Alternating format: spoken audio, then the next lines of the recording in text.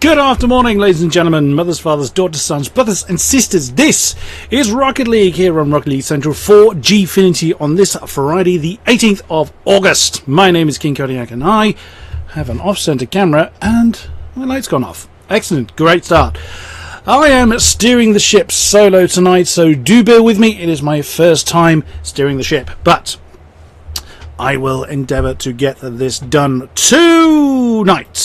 This quarterfinal, we have got a fantastic pairing. It is Epsilon and Method. We'll be getting that up and running very, very shortly for you. What a bracket we have had so far. Some interesting names coming through. So I will need to get that all sorted out. So do bear with us whilst I get that sorted up, and we will be getting this underway very, very soon.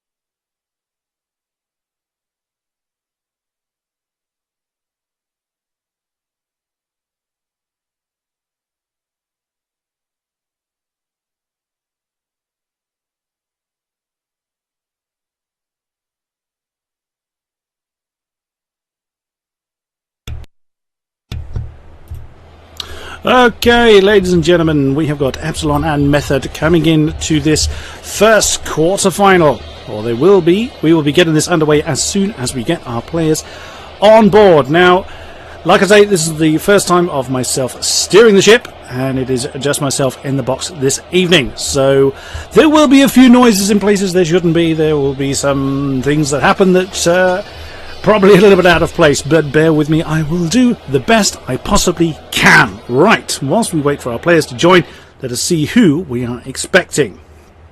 Epsilon, it is Alex161, Data and Repex. For Method, it is a lot, Mummy Snow and Metsonoris. As soon as we get our players in. Bear with the bear, yes. Very good, Jam. Very, very good. Right then.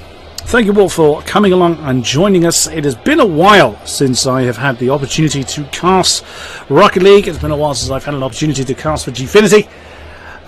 So I have been really looking forward to getting back in the box. I've been doing a lot of watching on old streams, seeing what's what, seeing how the professionals do it.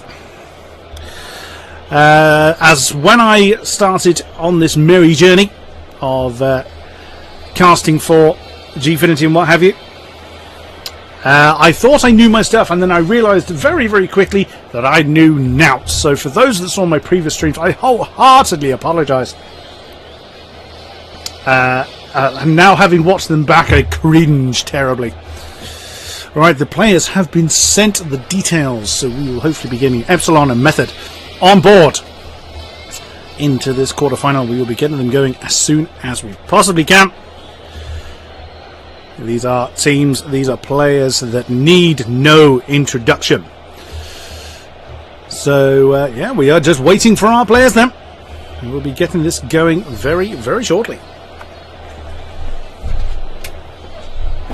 And no sooner do I say that than both teams pretty much join at the same time then.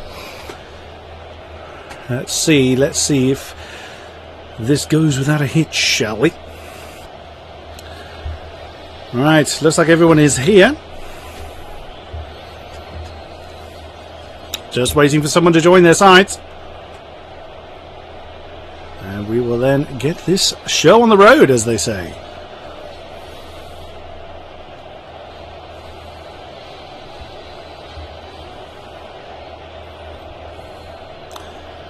And there they go. There they go then. We have got a lot, Mr. Norris, Mummy Snow. We have got Data, Alex, and Repex. It is what? Oh, have we got a problem? No, we haven't got a problem. I'm missing sound effects, is what the problem is. I will try and sort that out. What is going on here? That's what's missing. Right, that's better. Right then, 10 seconds in, and I've already spotted a mistake. That's a great start. Oh, Mummy Snow going up for a shot, gone slightly wide. Repex has picked that one up, gets it past a lot. Matanoris with a shot there, but Data gets the save. Alex sends that one around the wall.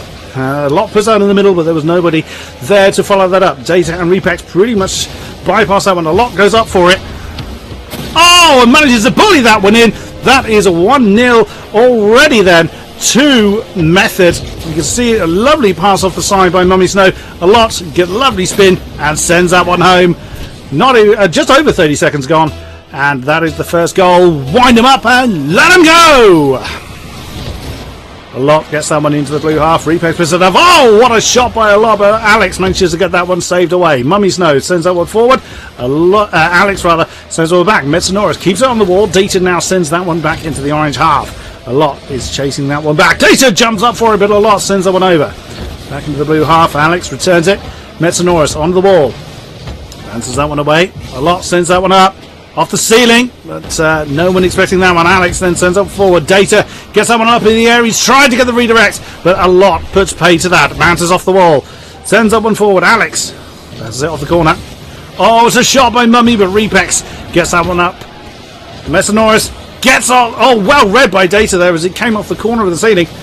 A lot puts that in the middle, but oh dear, a bit of a confusion there between Metanoris and Mummy Snow. Off the corner. Now a lot goes up for it, sends it forward. It's a shot slightly wide, and Repex sends that one into the corner. Metanoris, no, intercepted by Data. Into the orange half. Mummy Snow returns it. Metanoris tries to get a redirect, but cannot get that out of the air. Mummy Snow, Data gets that one in the blue half. No one in goal. Can Data get the touch? Yes, he can. And that is levelled up and 3:13 to go. Just watch from Data here as he picks up the corner. A lust gone straight over a lot. Metanoris is way out of goal. She does manage to get the touch, but Data body blasts that into the goal. Very nicely done. And away we go. Into the orange half then. Data waiting for that one to come down. Mummy Snow puts that one back in the middle. Repex into the corner. Data sends it back. Sets up Alex slightly high. A lot taking his time now. Gets someone on on for a dribble over Alex. Repex read that one and got that one saved away. Metanoris has put it back towards Alex with the Spider-Man move there. Gets it past Mummy Snow. A lot intercepts that one, but Alex has picked up again. A Data with a redirect, but Metanoris was there this time. Bounces it off the corner. Oh, and what a turn by Data! Just managed to change the camera to him in time. Wow! As you can see, he's just picked up the corner boost, gets the redirect by Repex, and what a stunning angle there, near 90 degrees. 2-1 to Epsilon. Very nicely done. Wind him up. Let him go! Into the blue half this time. A lot chases it. Oh, Data's missed it, but a lot knew he couldn't beat Alex to that one. And that is now into the orange half. Metanoris puts it in the air. Off the ceiling. Mummy Snow sends it forward. Data puts it to the wall. Alex has missed it. Data bounces it off of Metanoris. Gets that one to the middle. Repex goes up for it. Oh, is it going to drop? And a lot's gone up for it to get the Spider-Man save. Mummy Snow's gone up for it. Alex can't quite get the turn. Well, he manages to get the kill on it. Very nicely done. Data, fairly soft touch.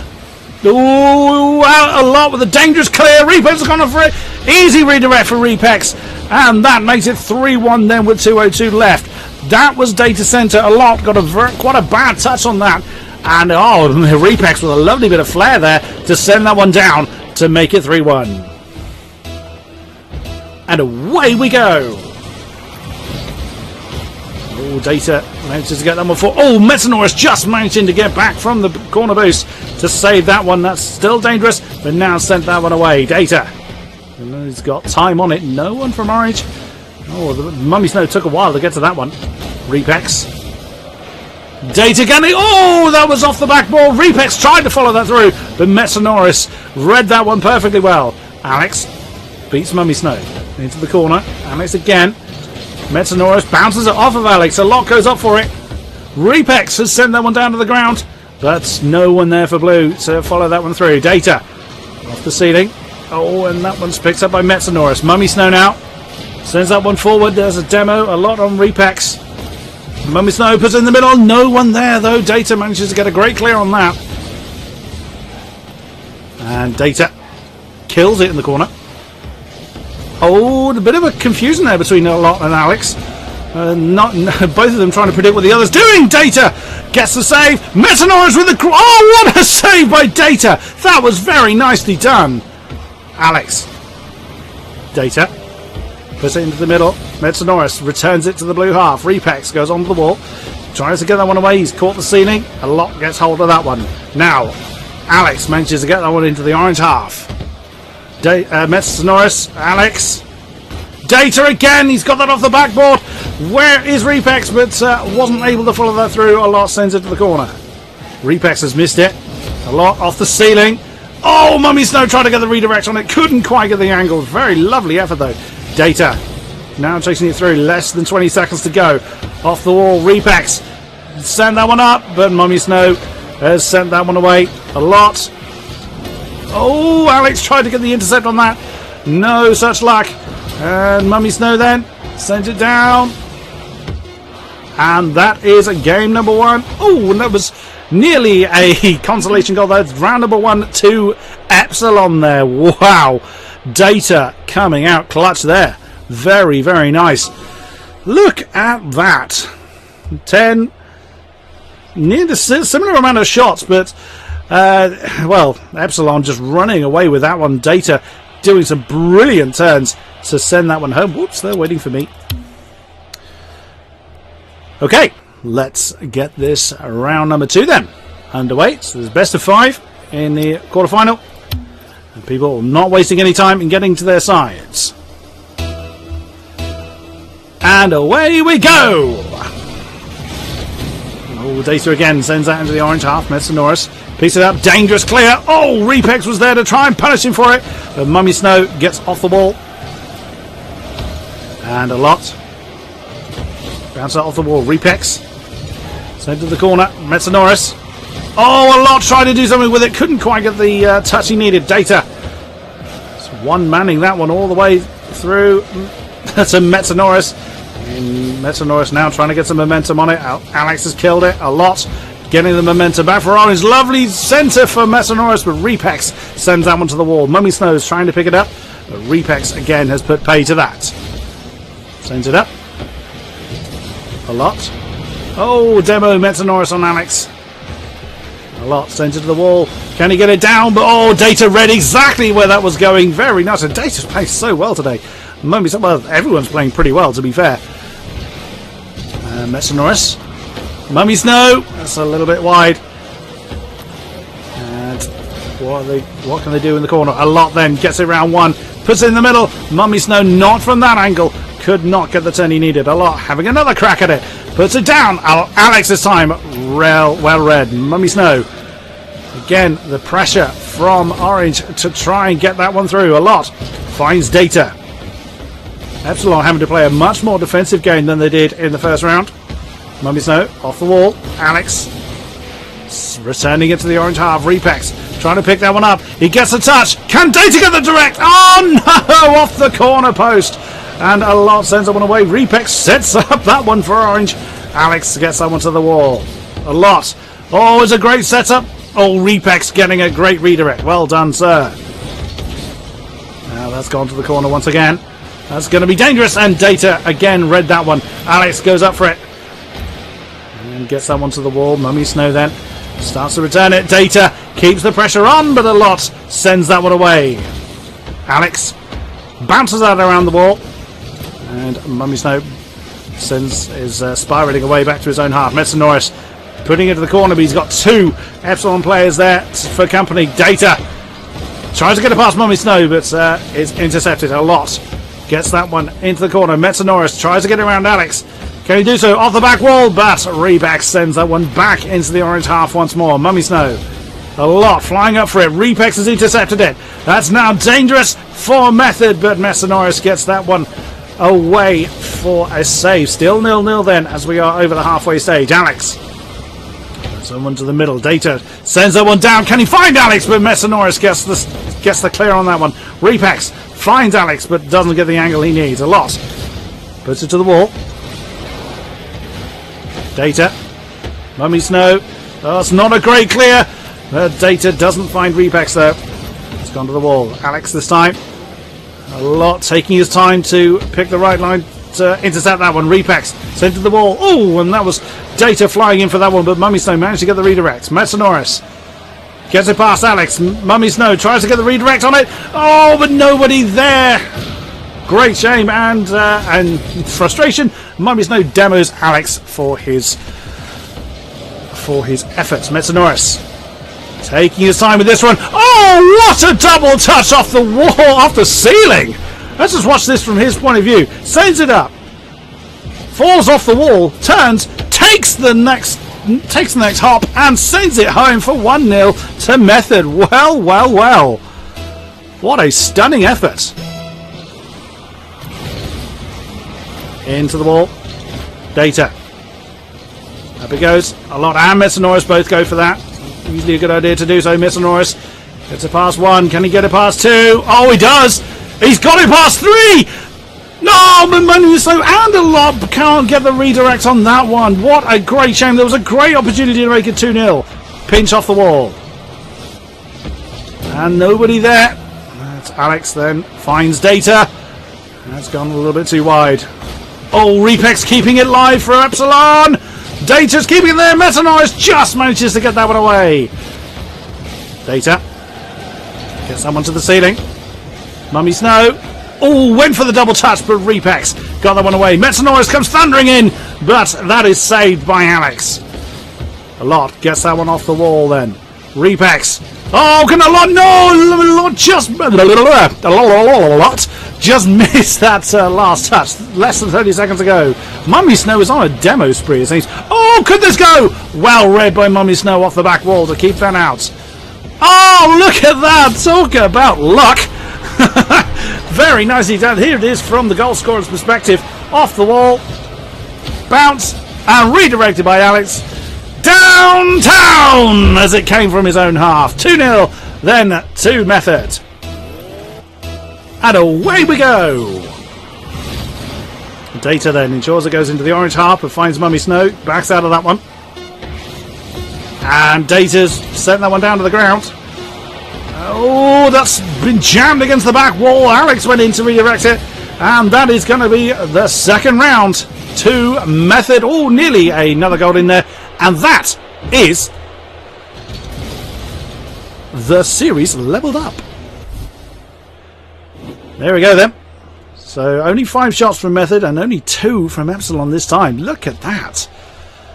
What a complete turn of showing we're seeing from Method from these two teams. Alright then, let's get this next one around.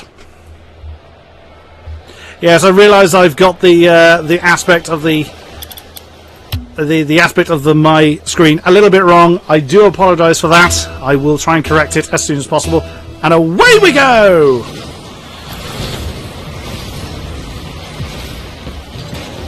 That's Norris. Oh, does he find a lot? Oh, well done, a lot. 5 seconds on the clock.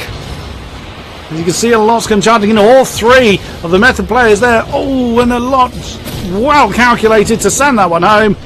Well played to get that one on the board.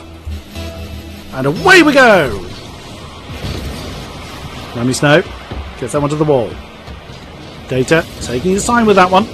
Sends it forwards. Repex thunders that one. I don't think he meant to thunder it into his own half, but that's where it went. Alex sends it the way that they're wanting it to go. Metsonoris gets it to the wall. Does he find a lot? He does. That's Repex. A lot with a shot! Oh, well saved by Data. Panic play there. That is finally sent away. Mummy Snow ensures it stays blue. Repex gets it past a lot. Can he beat Metsonoris? No, he can't. That goes to the wall. Data sends it back towards the orange goal. Who is there? Mummy Snow. That's a dangerous clear. Alex tried to do something with it, but that's gone up to the ceiling. Mummy Snow's missed it. Repex with a shot. A lot with a save. Well read. Now that is dangerous for Blues. Data's missed it. And that's off the bar. A lot tries to keep it live, but Alex sends it to the wall. Mummy Snow off the corner. Repex has misread it. Data has got the long shot. And Alex unfortunately killed it as opposed to redirected it. Data off the corner. Repex off the backboard. Mummy Snow sent it away. Alex puts it to the wall. Data puts it back into the middle. Data with a touch, but can't get it past a lot. Repex. And no one there to follow it down. Follow it down, follow it along. Alex cannot quite get that one through. Repex, a lot tries to intercept it. Data. Double touch, but Mummy's not waiting for that one. Alex this time tries to get that one set up, but not quite there. Metsonoris. Repex. A lot. Data. Into the orange half. Alex. No, Mummy Snow, that's not a good touch. Repex tried to do something with it, but Metsonoris was the one with the save there. Into the middle. Mummy Snow finds it. Repex gets that one out of the air. Down it comes. Data. Does he find Alex? No, Metsonoris picks up that one. That's going to come off the corner, but Repex put pay to that one. Ooh, lovely touch by Mummy. Data puts that one back to the corner. Mummy Snow trying to get that one back into the middle, which he does, but Alex manages to bounce that one away. A lot. Oh, and sadly finds Repex, but Metsonoris follows that through, and that is 2-0 to Method. Let's jump on board with the goal scorer. You see he's watched a lot get the touch. Repex can't quite get the turn he needs, and 2-0 with 2.5 to go. And away we go. Alex puts it to the corner. Data. A lot gets it up. And tries to get it home, but Repex sends that one away. Metsonoris. Oh, he just manages to avoid that going into his own. Off the back wall, Alex. A lot. Oh, tries to bundle it past Data, but he's having none of that. Metsonoris puts it to the corner. Data. And Alex gets that one to the corner. A lot now. Returns it. Oh, and well saved by Data. Alex gets into the corner, tries to get the double up. Oh, he very nearly saved it. But that is a goal for Alex. Rather unusual that. Data sends that one forward. Alex gets the touch. Oh, he actually stole that off of Repex. And that is 2-1. And away we go! Alex thunders out into the orange half. A lot tries to kill it. Repex is there to follow through. Mummy Snow sends that one forwards. Data tries to intercept it. Gone into the middle. Repex and Alex trying to do something with it. A lot into the blue half. Off the corner. Metanoris gets it up in the air, but all three of the blue players went for that one. Repex continuing. Can he get that one home? Oh, he finds Data to level the score. Very nice. Great 1-2 play then. Alex was following there just in case. Data saw that the goal was open and sends that one home. And away we go. Data gets that one towards the orange goal. Mummy Snow almost cleared that one in front of his own goal, but he actually thought about it just as he was heading towards it. A lot. Oh, Repex with the redirect, but Metanoris read that one. Data. Ooh, Alex. That would have been a little bit embarrassing if that had gone. Mummy Snow. Repex gets that one, but Data this time carries that one away. To the wall. A lot. That's the wall. Finds Repex. That's Mummy Snow. Try to get some momentum on that one. Alex sends that one to the middle. A lot. Off the corner. Alex demos Mummy Snow. That's Norris. Alex again. It's off the corner. Data picks that one up. Is intercepted by Mummy Snow. Repex gets that one back into the orange half. Can Data do something with it? He kills it. But a lot gets that one away. And Alex finds that one. Pinches that one off the corner. Off the corner? Off the wall, rather. Oh, Data's trying to get the redirect, but that's gone too wide. A lot. Down it comes. And Repex sends that one to the wall. Data tries to get it through, but sadly sent it towards Mummy Snow instead of over it. Alex. Well, Metanoris intercepted that one. We could be heading to overtime. Repex. A lot puts it to the middle.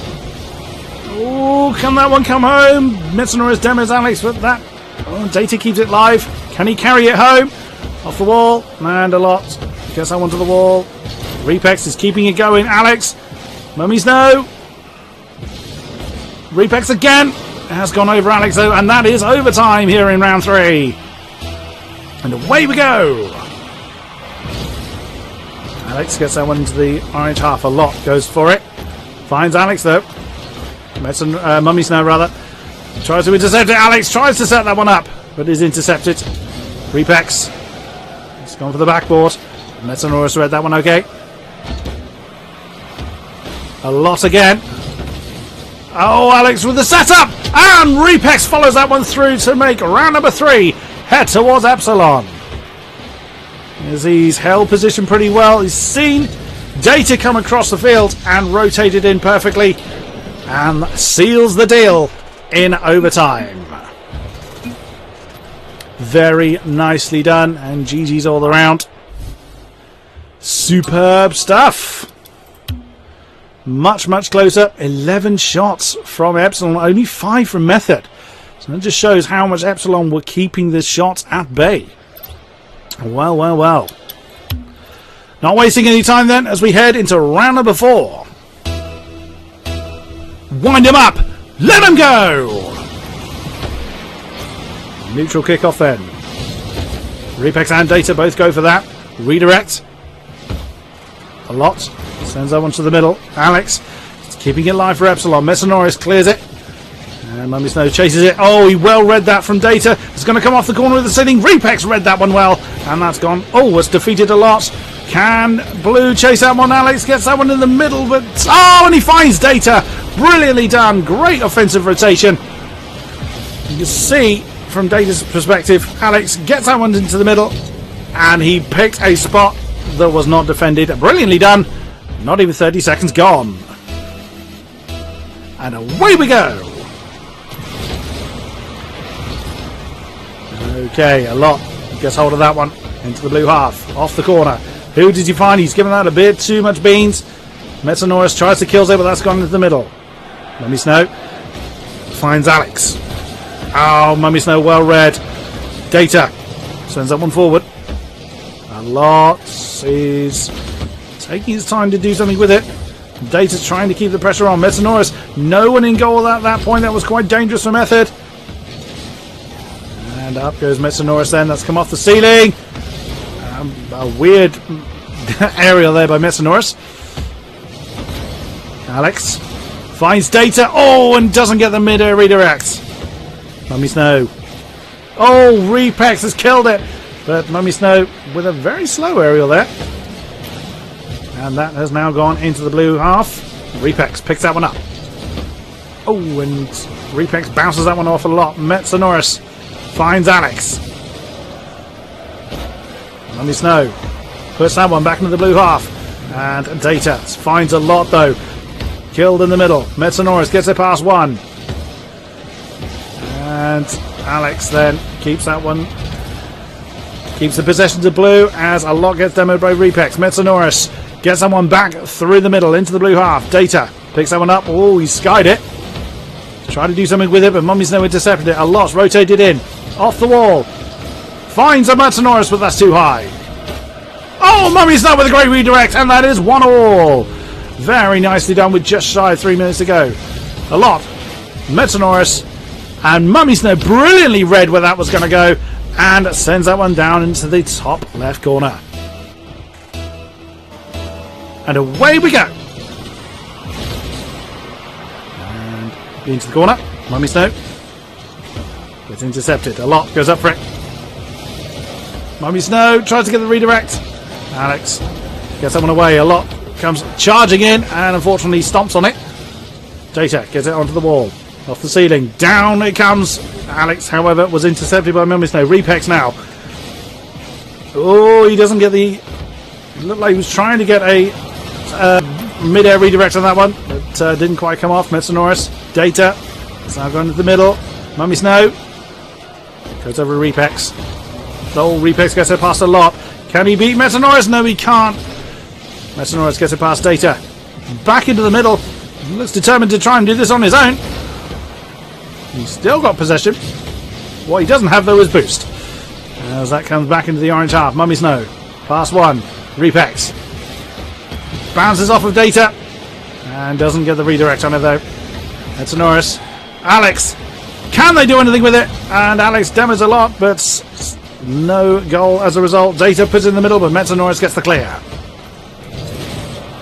Alex puts it back in the orange half a lot. Puts it in the corner, and Alex has missed it.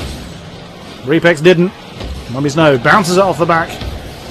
Data intercepts that one. Metanoris now is demoed. Whoops, as Repex and Data are tripping over one another. Alex saw it, and just as he got the touch, he gets demoed for his trouble. Mummy Snow trying to slow the play down. Repex. No, that's not a good touch by Metanoris, though. But a lot read that that wasn't going where they needed it to and went up for it. Oh, all three of them there. And Mummy Snow, though, got the clear on it. Gave the defensive rotation a bit of time to sort themselves out. A lot gets that one away.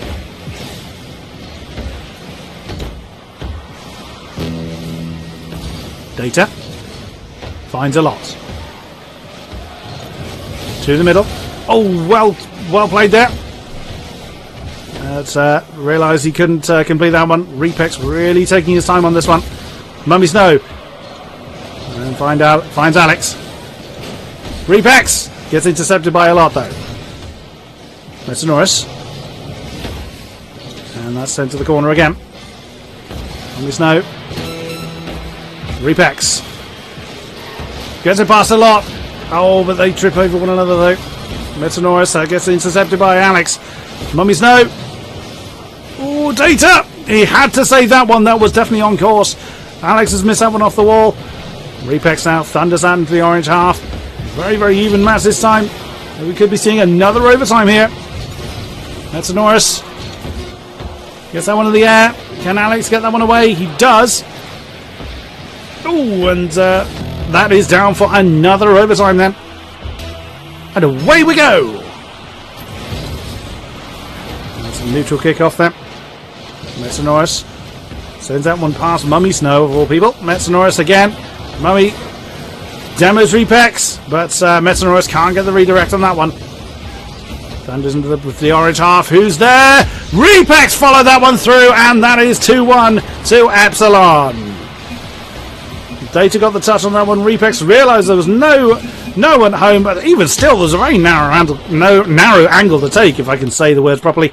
And that is a 3-1 win to Epsilon. And everyone has vacated. So, there we are then. Epsilon continue then to the semi-finals. And that is the end of the match for Method. Right, ladies and gentlemen. Let's turn that one off. Right, we will get our next match set up underway, so do bear with us once we do so, and we will be back soon.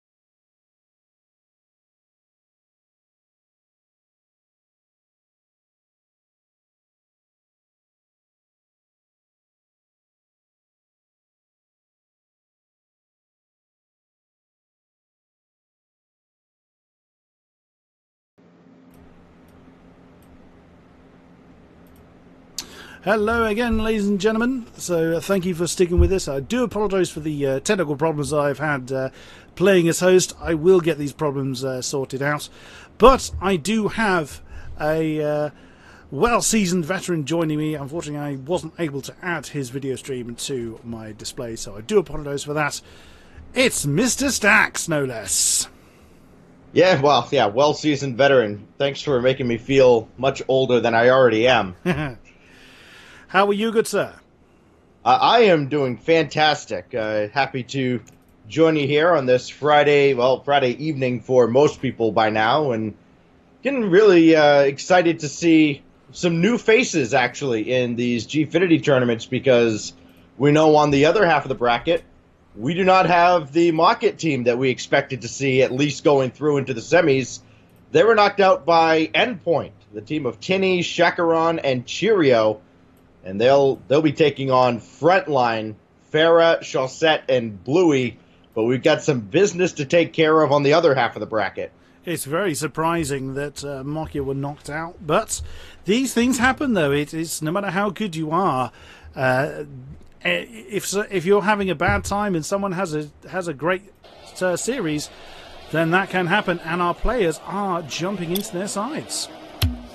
They are indeed leftovers. Team of Maestro, Sicky, and Snasky. They'll take on this Epsilon team that we just saw as they were able to take out Method. It's Alex, Data, and Repex. Again, seeing a lot of new faces. I mean, you look at this tournament 6 months ago, you rarely saw any of these players except maybe Maestro getting to this stage. Just a testament to the ever-evolving landscape in European Rocket League as Snasky tries to work his way downfield. He's cut off by Alex. We're off and running in game one of another best of 5. We'll have both semifinals for you before our best of 7 grand finals. That's going to be lobbed in.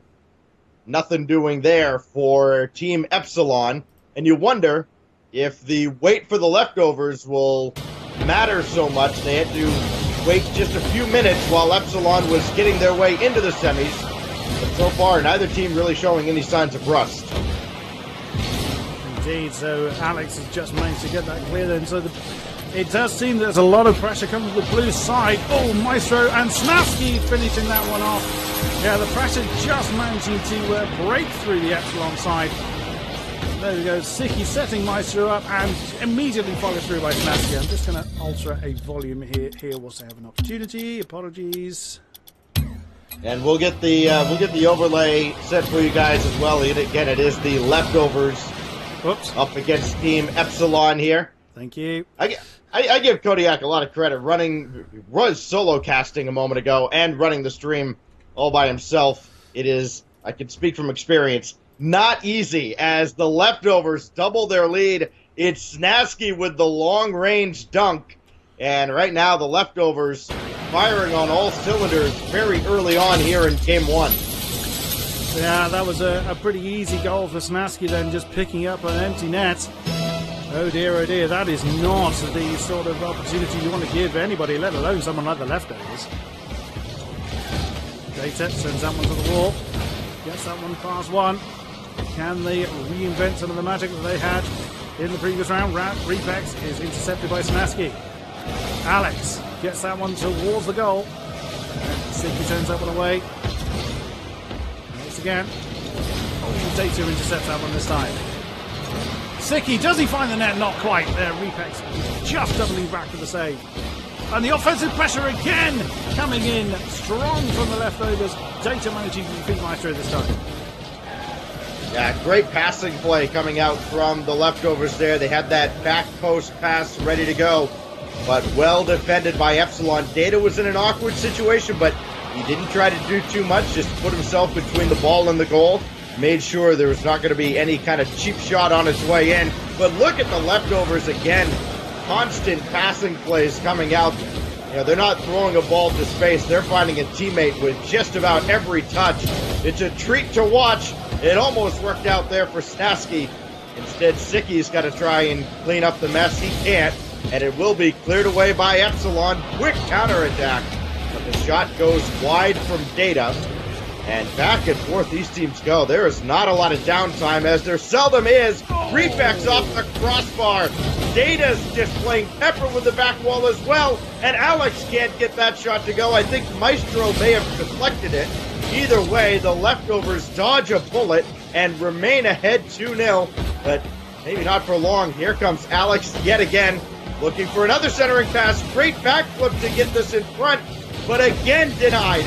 That leftovers doing just enough to keep Epsilon at bay. Oh, leftovers lucked out there. They put that in front of their own net, but they managed somehow to flick that one in the air and just defeated the offensive rotation from Epsilon. Oh, Sicky!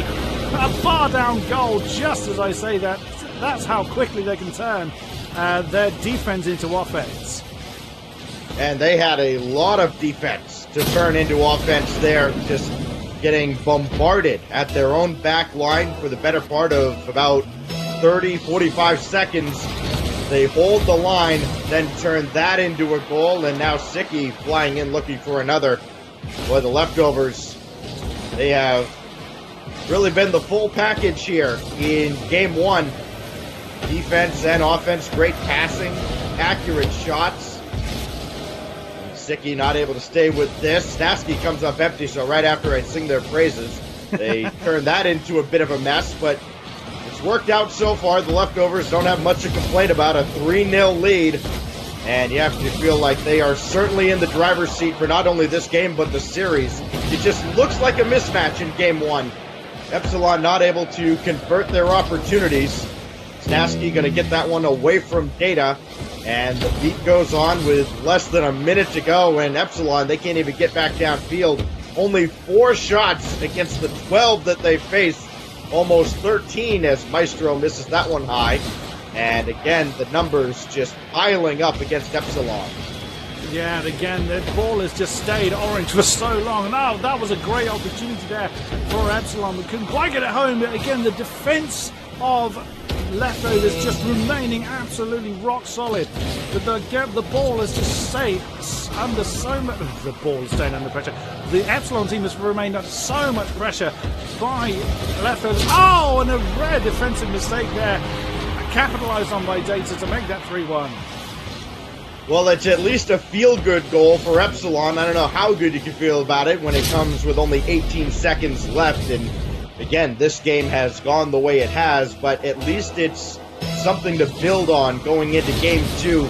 You see one go in, it kind of works like a struggling foul shooter in basketball. You see one go in, and maybe that spurs something moving forward as time's going to run out on Epsilon here in game number one. What a game it was for the leftovers. 12 shots later, and really, if they went all out for the full 5 minutes, they probably could have gotten 15, 16, or more shots as the game went on. Leftovers content to take a 3-1 win, though, in game number one. And, well, they've got to be feeling pretty good about going into the second game despite giving up that late goal. 9 saves on the behalf of Epsilon just shows how much pressure they were under. And every time Epsilon pushed forward, they were just met with a wall from leftovers. I mean, it's not generally good to have all 3 players in the goal, but leftovers just made it work brilliantly well for them. So 1-0 the series lead for the leftovers. And we will cue it up again for game number 2. And if possible, we will get that score on the overlay for you. Not sure if Kodiak actually has the old tournament controller to do that. Unfortunately, I don't. So this is the overlay I have, I'm afraid. All right, we will keep you apprised of the score line throughout the series. Again, 1-0 in favor of leftovers.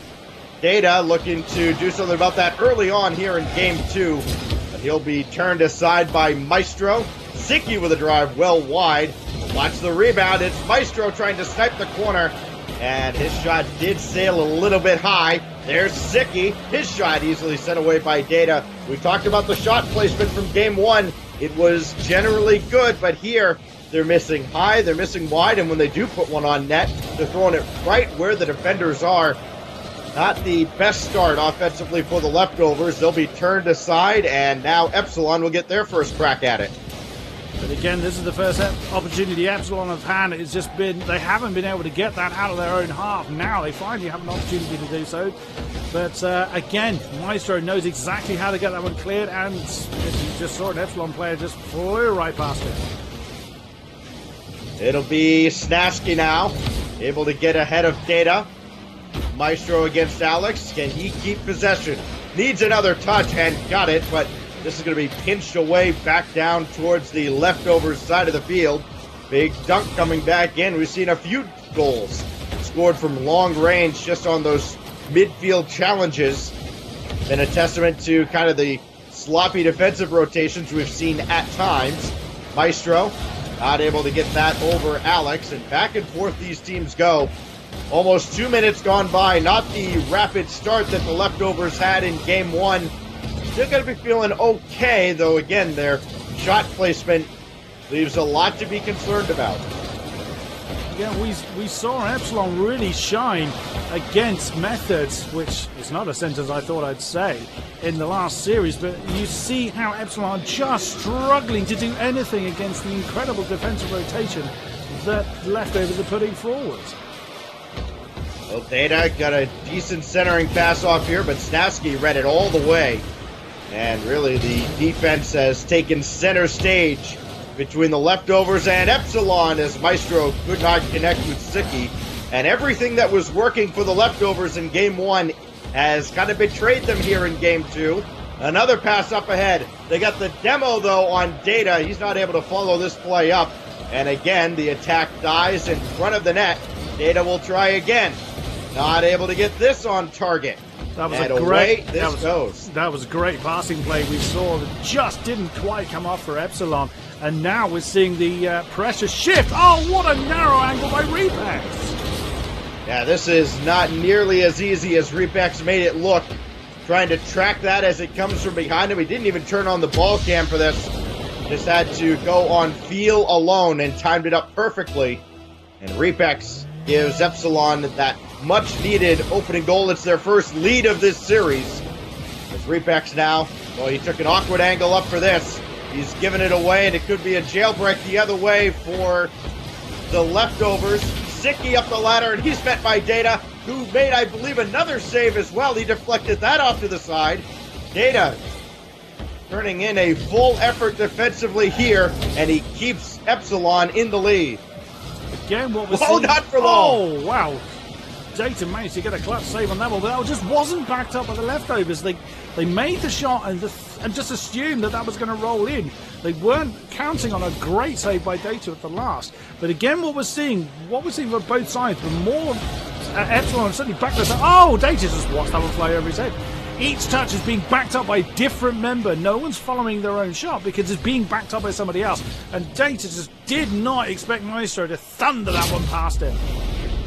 Yeah, Data even backed up on the goal line. He was ready to make kind of a reflex save, but there was no reflex. He just, as soon as the shot came in, he's like, nope, that's beat me. This one might as well. Almost from Maestro. Well, it would have been a quick turnaround for the leftovers. Now they got to turn on defense.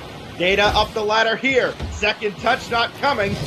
It's Alex coming on, and Snasky gets there first. Again, now we're seeing how the leftovers are having to defend their own half, and Repex is now following that one through.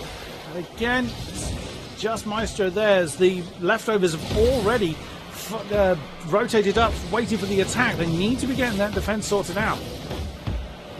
This will kick up and away with 40 to go. Data giving chase. Needs a centering pass and just came off the wall awkwardly there. It's something we see ones players have no problem with, but in the threes game, well, they're not all ones players. Here's Snasky. After a cavalcade of demos, Maestro is not able to get that on target, though. They'll try again, but Repex to intercept. Only 15 seconds separating us from overtime in game two. Remember, the leftovers had a 3-1 win in game number one. This is just about must-win territory now for Epsilon. Otherwise, they go on elimination point. Maestro, second touch, not on target. Again, that offensive prowess has not been there for the leftovers. You can't really even say it's been Epsilon's defense. They have survived to this point to get to overtime. Yeah, and that last touch from Maestro was a complete accident. I think it came off the wall a little different angle than he was expecting, and he just put it in the middle where no one was waiting for it. Maestro to drop this off. It's Sicky, and he's given possession away. They have numbers back the other way to Epsilon, but that's well defended by Snasky. Now the teams will set into their rotations as Maestro had to kind of contort his car at an awkward angle to make that save. Now, teams will settle in. This is off the backboard. Sicky takes it. Nobody really crashing for Epsilon. They're going to take their opportunity here. Off the backboard, Alex is high. Repex off the crossbar. Third time off the charm as well. Boy, the crossbars turned black and blue on the leftover side of the field. And Snasky not able to convert what would have been kind of a cheap goal by their standards. Now the demo in front. That's far down and in. Off the demo, Sicky gives leftovers a 2-0 series lead. Maestro set that one up. Sicky saw that the demo had happened on the goalie. Did a great bar down. He probably wanted a little bit more pace for that one to go in. And that is win number 2 for the leftovers. I'm just going to alter the overlay to try and make that a little bit more informative. So the leftovers, again, double-digit shots. They had 12 in game 1. They get to 10 this time, though Epsilon countered with 9 of their own. They put up much more of a fight, but again, the leftovers, they had so many shots. You see, granted, looks like only 1 was officially off target, with 7 of them being saved, but there were so many that were high and wide, a lot of balls that went off the crossbar. We saw it on Epsilon's side of the field as well. And of course, it's even worse for them. 9 shots officially, only 5 were saved, 1 got through. They know they can at least play around the leftovers net, but they need to get those shots to fall into the net. That's what has plagued Epsilon here in this semifinal, and if it continues to plague them here in Game 3, they'll find themselves out and leftovers into the grand finals. Epsilon are struggling to find that momentum that they had in the last series against Method.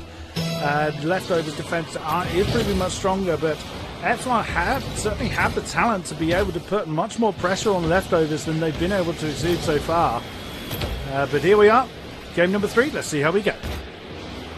Well, Snasky going to get one over to Sicky. They're just trying to thread together a team play, and it's not worked out. Here's Alex trying to get through a whole bunch of traffic, not able to.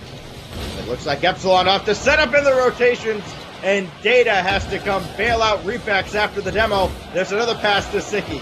Alex cuts this off. Data and Alex, and they're both way too close to each other. Not able to get a team play formed, and leftovers will survive at least for now. They dodge a bullet, but here comes Data. He's met rudely by Maestro, and Epsilon, they are again all over the leftover side of the field, but they just can't break through. Data went for a great mid-air redirect there, but didn't quite get the angle right. And the pace was a little bit too slow from Epsilon. They had an opportunity. They actually had an open goal from leftovers, but they just slowed it down at a time when they really needed to just press on through. But that sadly allowed leftovers just enough time to regroup and get the ball away. Snasky now has that taken away by Alex. It's a loose ball in front, but Sicky's got it away. Data had the read, though. Now they've all got to scramble back. Nobody was at the net. Repex there to cut off the play. Fortunate there for Epsilon, but now things have broken down, and the shot from Sicky, boy, we're used to seeing much better from him. Data can't put this on target, and Sicky just stalling for time there. Again, we've seen so many shots all over the goal, but not into the net, not even on target. It is not the level we are used to seeing these players play at a time where they usually break through. Oh, Repex again trying to dribble that one past Sicky, but sent that one too wide. Data again earlier on was trying to get a rebound off of the back wall, which he got. He was aiming for that top right corner, but just gave it too much angle. Coming up on halftime in game number 3. Again, the 2-0 series lead for leftovers in this best of 5. And another one from Maestro goes wide. Boy, I would love to see the shots off target count for the leftovers in this series. feels like it must be pretty close to their shots on target count. Has been just amazing to watch. Maestro's going to score on an empty net here. It's a lot easier to score when nobody's at the net, and the leftovers will take the lead in game 3. You see, Repex and Alex went for it. Data was just running back. He was already cheated up. But because of Alex and Repex both missed it, that just left no one home to stop the ball from sinking in. Zicky will clear this away, and now Epsilon really have to work. They still do not have an official shot on goal. They have been all around the net. Just not able to get a shot, not able to get a goal, of course. Now Maestro pushed another one wide. So is Snasky. And Data will bring this away. Leftovers will be content to have all that offensive pressure, but again, the shots are nowhere near the net. Repex going to be beaten by Sicky, and he can't drop that down, so Data will clear it away. They need to get downfield. They need to do it fast. They only have just over 90 seconds left in this tournament, unless they can at least tie this game. Epsilon are a little bit too reliant on Data to try and bail them out. But, oh, what a great turn that was. But sadly, again, Data was the one that was up to try and get the redirect, but he couldn't quite get the angle he needs. It seems that Epsilon are just relying too much on one key figure. They need to, again, it's all about rotations, scattering the defenders. But equally, they need to get the ball away from their own goal, and it's that they're really struggling to do. But leftovers, their accuracy has been very questionable, particularly in this game. Well, Alex to throw this one downfield, and the leftovers, they don't need to chase this game. And certainly you could expect their defensive rotations to be on point. It may take a demo to disrupt things for Epsilon. Snasky, again, just stalling for time, trying to kill off this final 45. Lobbed across, and that's going to be for Sicky, though he mistimed his challenge in the air. And again, leftovers come up empty. It's a chance for Epsilon. Repex for the redirect. And Snasky is there to make sure that doesn't get anywhere near the net. This is their best chance with 30 to go. But again, cleared away. And Repex has to go back for boost, and he didn't get it either. So he couldn't win this challenge over Maestro. 15 seconds to go. And it's Alex, beaten by Sicky. They can't even get out of their own zone here in the closing seconds. Final countdown. Half flip doesn't work out for Data. 5 seconds left. Epsilon need to score here or their tournament is done. This is going to touch down from that touch from Sicky, and the leftovers have a clean sweep into the final. Leftovers were in no hurry towards the end of that series. They knew that they had Epsilon against the wall. But, yeah, Epsilon really just struggled to get any kind of play going whatsoever, and they've just been swept completely out of this tournament as a result. They have, and they will meet either the team of Endpoint or Frontline, and of course the big story in this tournament. Market got the number 1 seed in the bracket, and they fell in 5 games in the quarterfinal to this Endpoint team. So for those who aren't familiar with them, it is Tinny, it is Cheerio, who I feel like they've been together forever, and Chacaron as Team Endpoint, and Frontline is Farah, Chaussette, and Bluey. And the big storyline there, if Frontline are able to get through into the grand finals, we will see Sicky up against Farah, and you have to imagine Farah has got to feel a little bit left out by the leftovers and would have something to prove against Sicky and company. Indeed they will. So we will get that one set up for you, and then we will be back with you as soon as we possibly can.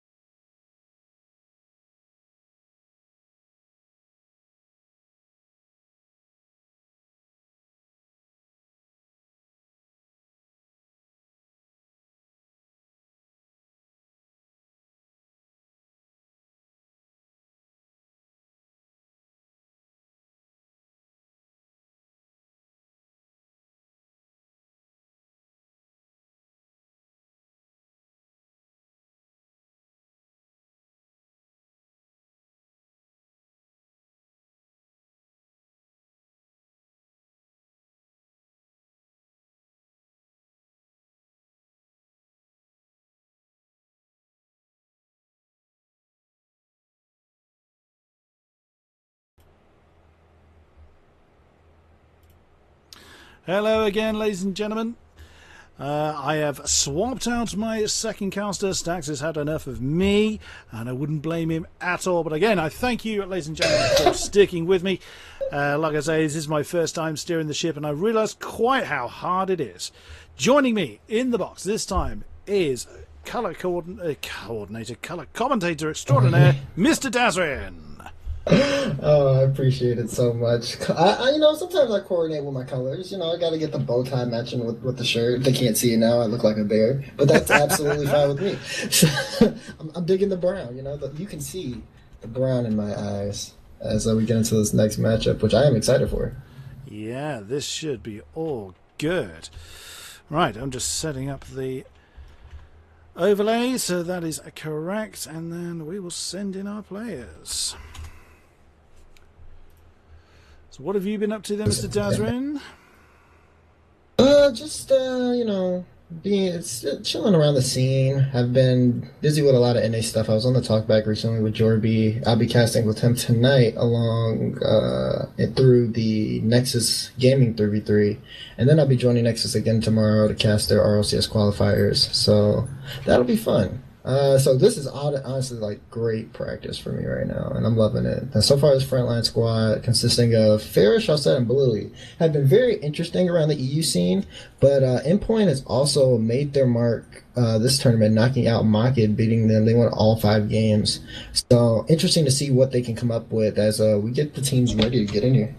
We do. We've got Cheerio, Shakaron, and Tinian, and there we go, Bluey, Chaussette, and Farah are also with us. Let's get this match started then. Everybody in the respective sides. Yeah, Shakaron is not a name I'm so familiar with, but we'll get this game running then. Everyone else needs no other introduction. Here we go. Wind them up.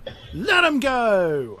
Farah's gone in for it. Tinny sends that one to the orange half. Oh, her demo already. Chaussette getting physical with Cheerio. Tinny gets that one to the backboard. Bluey gets that one into the corner.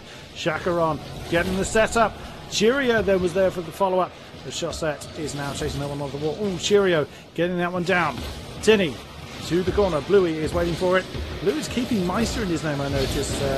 Emulating Greasy Meister. Shakaron getting that one to the corner. Chaussette up into the air. Bluey and Chaussette both following it. That's gone down, but again, because they both followed that into the corner, nobody there to follow that one into the goal. Ooh, they're out. Already. Watch out for that shot! Shakaron! Wow. I was going to say already, Endpoint have been coming out very aggressive on offense, been stealing a lot of boosts from front line, trying to pressure them. Shakaron ends up catching Bluey just in an uncomfortable spot to make a strong clear, so then he goes in and just slams that all the way home. Great first goal. Nicely done. Just missed the kickoff there because I was just turning the game volume up slightly. Right, as that one then comes down, Bluey is there. Cheerio misses that one off of the corner. Bluey trying to solo that, and does he? He does it as well! My goodness me, Bluey has always been absolutely incredible. His mechanical skills have been fantastic. He just solos that from pretty much his own corner, and Farah's up for it, and is not needed. Yeah, exactly. Bluey takes that all by himself. He says, yeah, I know, I didn't have the best save when Endpoint scored, so let me just get it right back. Does just that with an impressive dribble. Farah, though, with a smart follow-up, just unneeded as that flick was on point. Blue is like, I got this. I don't need no team. Cheerio finds Tinny. It goes off the corner. But Cheerio couldn't follow that one through, though. And Shakaron now goes up for it. Pinches it off the wall. Off the backboard. Oh, dies right in front of the goal. Chaussette manages to get it away. Now, bit of a panic there. Can Cheerio get it into the goal? No, Chaussette just manages to redirect it. But that's going to go straight back in front of the orange half. Tinny is there. Shakaron. There's an open goal, but Chaussette had enough time to cycle back in for it. Bluey gets that one into the middle. Farah now. Can he get the open goal? Yes, he can. Tinny can't cycle back quick enough. Yeah, I talked earlier about the aggression coming out from Endpoint, but this is one of the things that is a downside towards it. Once, I think that was Chaussette, it was Bluey that got the doink to send it to midfield, gave a nice open goal for Farah. He waited for Tinny to try to come back a little bit before pressuring, but still put that shot on target so that Tinny couldn't clear it either way. So Endpoint had to be careful not to get too complacent on offense because it could lead to mistakes that lead into goals. Chaussette now picking that one up from the corner. Getting that one to the middle. Oh, Tinny intercepted the Chacaron. Easy follow through to tie it up with 3:15 to go. I feel like this match is going to be a test of Frontline's defense because when it's on, they can easily get the ball past Endpoint and score. But if it's off, the aggression's still coming out from Endpoint. Chacaron, he has 4 shots. 2 of them now drained in, and 2 of the goals from Endpoint just from him being to the ball so fast and catching Frontline off guard. To the corner then. Bluey picks that one up. And Chacaron sends it down, finds Tinny, but that's been killed though. Chaussette thunders that one away. Bluey with a lovely redirect, open goal again! Answered within 15 seconds. Back and forth shots from both teams. Nice, lovely pass from Chaussette to Bluey. And then Bluey catches it on the hood of his Octane, spins that towards the net. Frontline able to bring it back. Like you said, in 15 seconds, this could be a shootout. Yeah, they've got to be careful putting that much offensive pressure. I mean, there's 3 minutes to go. Still plenty of time to try and make up a score deficit. But now it is 3-2. So I've forgotten who it is. It's Frontline. And Tinny then gets hard. Oh, Farah getting Chacaron out of the picture. Cheerio. Only finds Chaussette though. Oh, Chaussette actually was helped forward by Tinny, but could not capitalise on that as that goes up to the ceiling. Cheerio picks it up. Through halfway, gets it past one, bounces it around Bluey. But sadly that gave Farah enough time to get back into goal. Nice save. Chaussette picks that one up. Oh, he lost control of it though. Cheerio. And he finds Farah back into the blue half then. Chacaron returns it. Farah returns it again.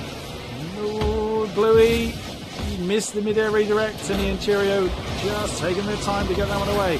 Cheerio bundles Farah off of it. Tinny trying to pick that one up. Doesn't get it past the set though. Chaussette demos Tinny. And we cross over the 2-minute mark. Already 2 minutes down. It seems as though the pace of game has started to slow down from both squads. We're starting to see demos come in because they're trying to get that little edge. If they could get a hole in on the opposing team's defense, we could see a goal scored here. This is where things get very clutch as Chaussette makes an incredible save, but Endpoint are starting to put on that pressure. That's a miss from Chacaron. We're not used to seeing those. He's had 5 on-target shots, and this could be bad for Endpoint if they can't get back on D. He demoed Farah as well for his where were all the orange players? Farah finally picks that one up, but there was a long time that ball was just held there. No one anywhere near it. And again, wasn't cleared away by any of the blue players. Tinny actually went out for it and completely missed it. And Farah was like, well, fine, if you're going to mess around with it, I'll stick it in myself then. Yeah, exactly. Looking at the player, Chacaron was just dancing around in the middle. It was Tinny's challenge to make. Didn't quite realize that until it was too late. And Cheerio, he was all the way in the other corner booth. So Farah, like you said, took matters into his own hands to score that one. Oh, Chacaron with an answer! Oh, wow, he actually bounces that off the back of Farah. Again, Bluey goes up for it, actually sets it up for Chacaron, who then sends it into the middle. Farah does get a touch, but the momentum just carries that one over the line. I got to give credit to Chacaron. He's had excellent shot placement. Whenever he does shoot, it's on target. It's always been a tough save for Frontline to make, and he's had 6 shots. Definitely the striker so far for Endpoint. And the way that he's placing the ball in these shots, like I said, very tough to save. That one he went for the high shot, but it bounced off the bar and unfortunately off of Farah's car. Tinny then sends that one forward, trying to keep the pressure on the orange side. Chaussette is there, and that was thundered into Chaussette by Chacaron. Chacaron trying to keep his 50% scoring record. Bluey finds Farah, lovely passing play, but Tinny, well read, keeps that one out of the goal. Chaussette finds Cheerio off the wall then. And Bluey sends that one down to the ground. I think he gave that one a bit too much pace. Chaussette. Bluey actually redirected it away from the net now. He was trying to get the top left corner, but just gave it too much angle. Cheerio gets it into the orange half. Bluey's back there. Finds Farah. Farah was up a long time to try and redirect that, but that gets sent over to the opposite side. Bluey gets that one towards the goal. And that gets... It actually looked like it was saved by Chaussette, but it was actually Tinny that got that one away. Less than 10 seconds to go. Can this be levelled up? Cheerio puts it in the middle, but Chaussette puts pace in that. Bluey up into the air, and that is going to be round 1 to Frontline. Yeah, great job from front line. You can see, I think that was Tinny waiting to see if he could get one last bounce before the time ran out. Unfortunately, the ball disagreed with him. But Endpoint played a very strong, aggressive game. It was just front line had the better defense and were able to counterattack well. You see Fair, although he's at like the bottom in terms of general score, he was the like striker for frontline. Bluey doing a great job getting some nice flicks there as well. Chaussette being the save master and then also getting an assist in. But it was Farah with some incredible shot angles. Chaussette coming around, helping out on defense, and then Bluey just being Bluey. Well, without wasting any time then, as we get on to this second round. Oh, I just realised I haven't changed the overlay. I'll do that on the next goal. Right then, wind him up, let him go! Cheerio gets in for it, so there's Bluey. Now Farah sends that one into the blue half. Chacaron chases it. Farah gets it round one. Chacaron sees there was nobody there, so we saw it was safe to put it across his own net. Gets it into the corner. Who's he find? Oh, that could be dangerous, but Bluey gets that one away. Tinny gets that one in the orange half. Oh, Cheerio trying to get the mid-air redirect, but couldn't get the angle he needs. Chaussette gets that one in the middle. Bluey, too wide. Up in the air. Who does he find? Chaussette goes up for it. Cheerio finds Farah. Gone over Tinny. Oh, Chacaron gets the clear on that one. And into the middle. Can he complete it? No, he can't. Farah just getting the clutch save. Chaussette now carries that one away. Cheerio puts it back into the orange half. Farah climbs the wall. Tries to get some pace on it. Bluey tried to get that one going, which he does. Chewy? What am I saying? Cheerio? Chewy! So that was Bluey and Cheerio I mixed up there. They are now hereby referred to as Chewy. If they form a twos team, they have to be called Chewy. I have now decided. It has to be done. Make it happen. Oh, look at that. Oh, what a touch from Chacaron. Well read by Chaussette there. Bluey. Try and get these names right. Right. Farah. It looked like there was nobody there for a second, but Chacaron was already there. Bluey sends that one down. Chaussette with a redirect, but I said it again, Chewy. Cheerio was there waiting for a while. Goodness sake. I can't read, I promise you. Bluey gets that one away. Tinny. It's still 0-0 here with 3:20 to go. So not quite the shooting match that we saw in the first round, but more tactical play coming out. Bluey gets the shot, it's a little bit too high. And that was able to... Oh, well, saved by Tinny there. That is the sort of play we see that scatters the defenders. Tinny and Chacaron are stacked on top of each other a little bit. Oh, no, not the touch that Chaussette wanted. Farah tried to get that one through, but Chaussette had already killed it, unfortunately. And then we look at just look at how teams have been playing. Like you said, still scoreless as we're approaching the second half of this matchup, and it's been. I want to keep eyes on Chaussette from frontline and Chacaron from endpoint. Chacaron, the top shooter so far in the series for endpoint, and on the defensive side, Chaussette being the top saver from frontline. When those two, when it's a 1v1 shot save situation, you have to watch it because so far. Chacaron has been all his shots have been saved from Chaussette, so it's really gonna be a battle of who can get the ball past who, whether or not Fair or Blue are gonna be able to score, or how often can Chaussette cut off Chacaron and just completely shut him out. That's why it's been pretty scoreless. Both teams seem to have a very solid read on each other. They do. We're seeing a much slower pace as well this time around than we saw last time. See how that works for Bluey. He's typically quite a fast player, and he actually gets a past two on the blue defenders and makes that one 1-0, 2 to go. Yeah, very quick play here from Bluey. He ends up catching the ball and then immediately jumps up and gets it, it looks like he wanted to be able to pass it to Chaussette, like to lead him into the pass, but it was also a shot as well, getting it over Tinny. And Blue, that's the second time in this series that we've seen him just get a flick past two members of the defense. Bluey off the wall then. Tries to carry that one away. Gets a mid-air touch. Tries to get one past Tinny, which he does. Cheerio. Got the name right. That's the name of a breakfast here in the UK. I've got to think of food. It works for me. Chacaron finds Farah. Into the blue half then. Tinny gets that one up in the air. Two orange players went for that one. Chaussette sets up. No one. No. Oh, Chacaron just manages to cycle in. Farah sets up Bluey. Is that going to drop? Oh, it was questionable whether it was going to. Tinny thought just at the last second it was going to. Long shot by Farah to make it 2-0. Excellent shot placement here from Farah on the play. You see Shakaran just trying to clear it out the zone. Shawset was going for the touch. Farah calls him off of it because he has a better angle. And then he sees where Tini and Shakaran are, sends it to that top left corner because he knows it's going to be a hard save for him to make. Shakaran just couldn't quite get the speed to get there. He was able to get up in time, just didn't have the speed. And now it's going to be the second goal for Frontline. There was an empty net there for... It was an empty end point. I'll try that sentence completely again. The end point goal was very open there, which Bluey tried to capitalise on. Ooh, nice save by Shakaran. But sadly, he just couldn't get the second touch he needed at the kickoff to try and get that one home. Tinney sends that one into the orange half then. 2 in 40 seconds is doable, but against his front line side, it's going to be very, very hard. Bluey now sends that one away. Gets demoed for his troubles. Chassette gets off the wall with it, taking his time. Frontline know they don't need to rush. Endpoint know that they do. So comes back into the halfway point. Cheerio sends that one forward. Farah gets that one back away from the orange goal. Tinney to the wall. Bluey now picks that one up. He just saves his time. Waiting for that one. Oh, is he going to... Wow! Chassette stole out the last, but that was all Bluey. Oh, yeah, definitely. Blue picks this up, says, let's carry this again. And then Shawset says, nope, that's mine. Slams it home.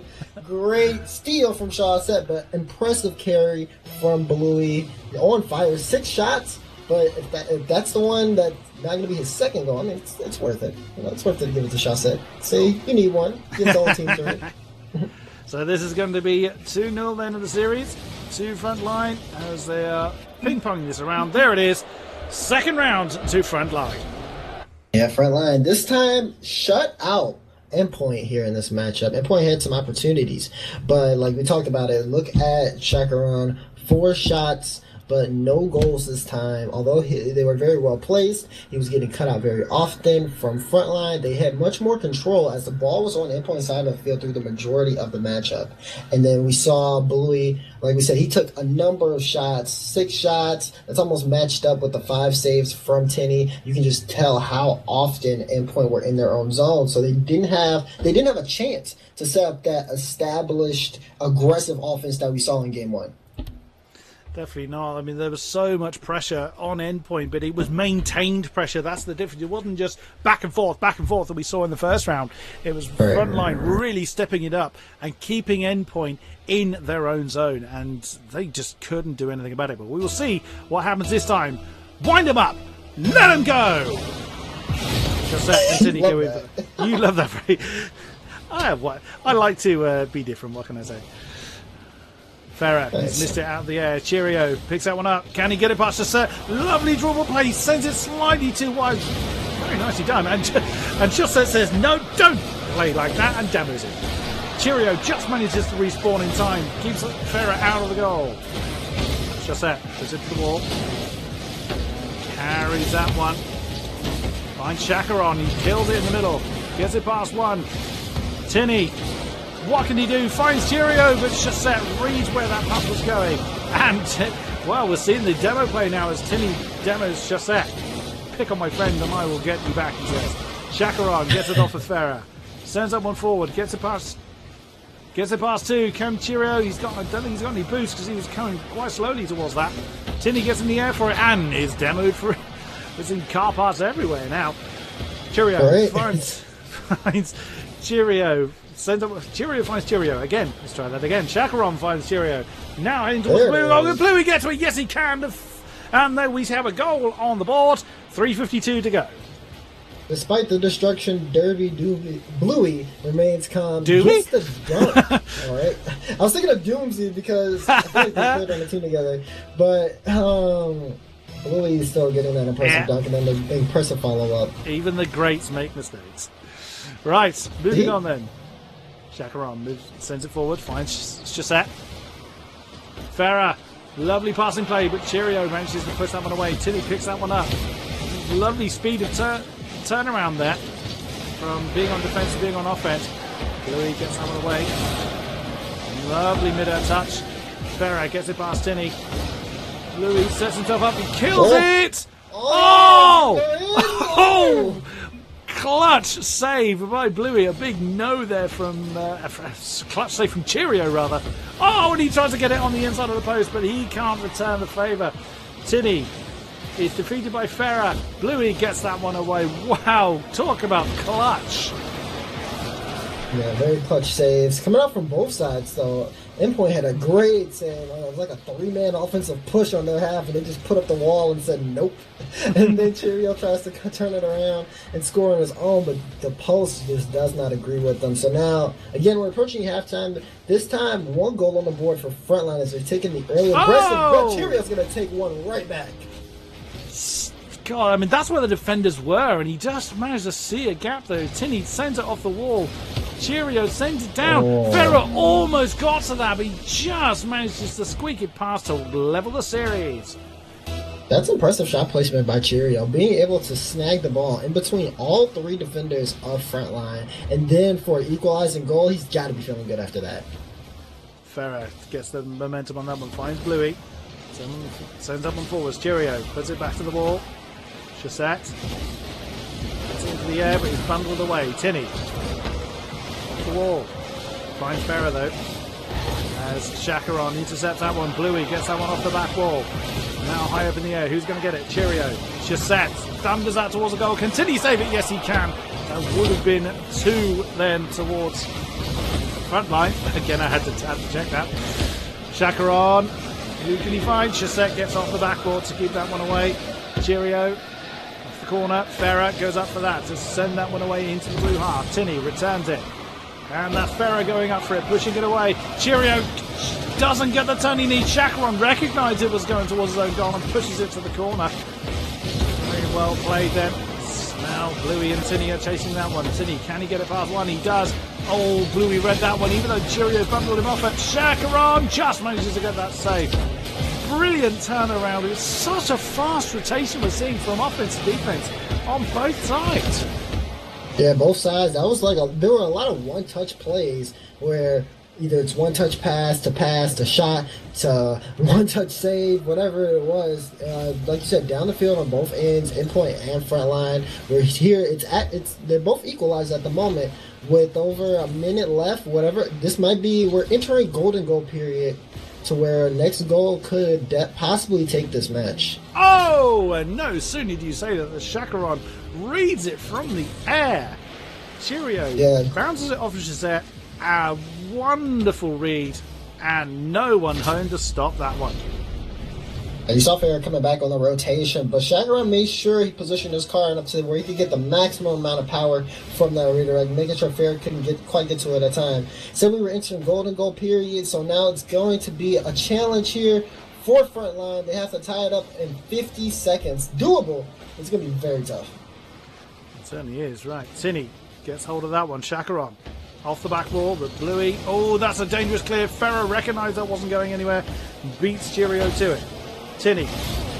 Cheerio sets up Tinny, but Bluey bounces it off the back wall and gets Shakaron out of the picture as well. Farah sends that one into the blue half. Cheerio defeats Bluey and Farah. He's got past Chassette as well. I can't quite solo it.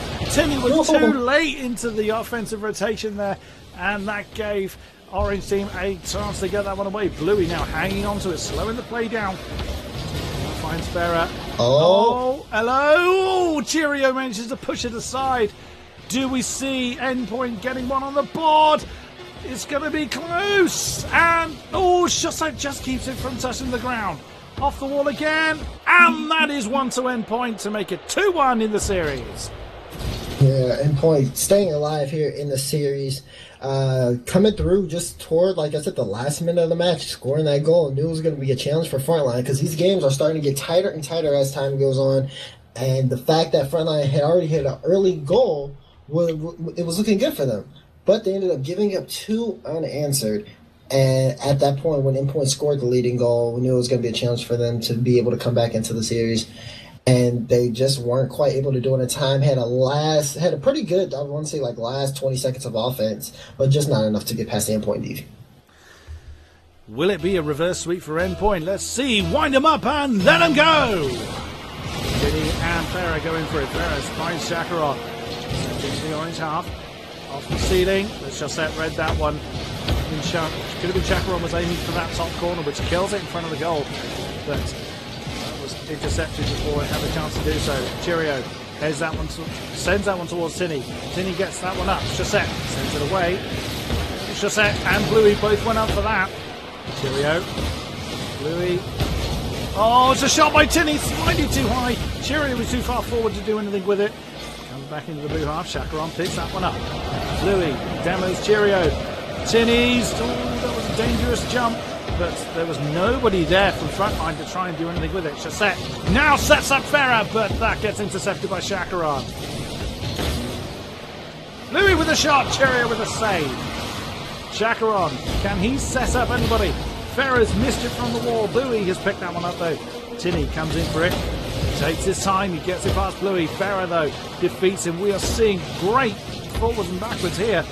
It's not staying in any one half too long. Chassette sends that one down to the ground.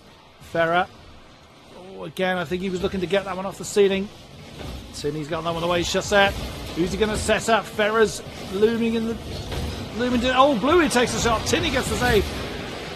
Oh, and that's a demo from Bluey on Cheerio again. Oh, watch out, Chassette. Oh, that was a great effort there. Chakaron really hesitated to do something with it, but that has come away again. Chassette kills it. Cheerio, back pass to Chakaron. Oh, this could be dangerous now for front line. Oh no, that's been intercepted and that's now gone to the corner.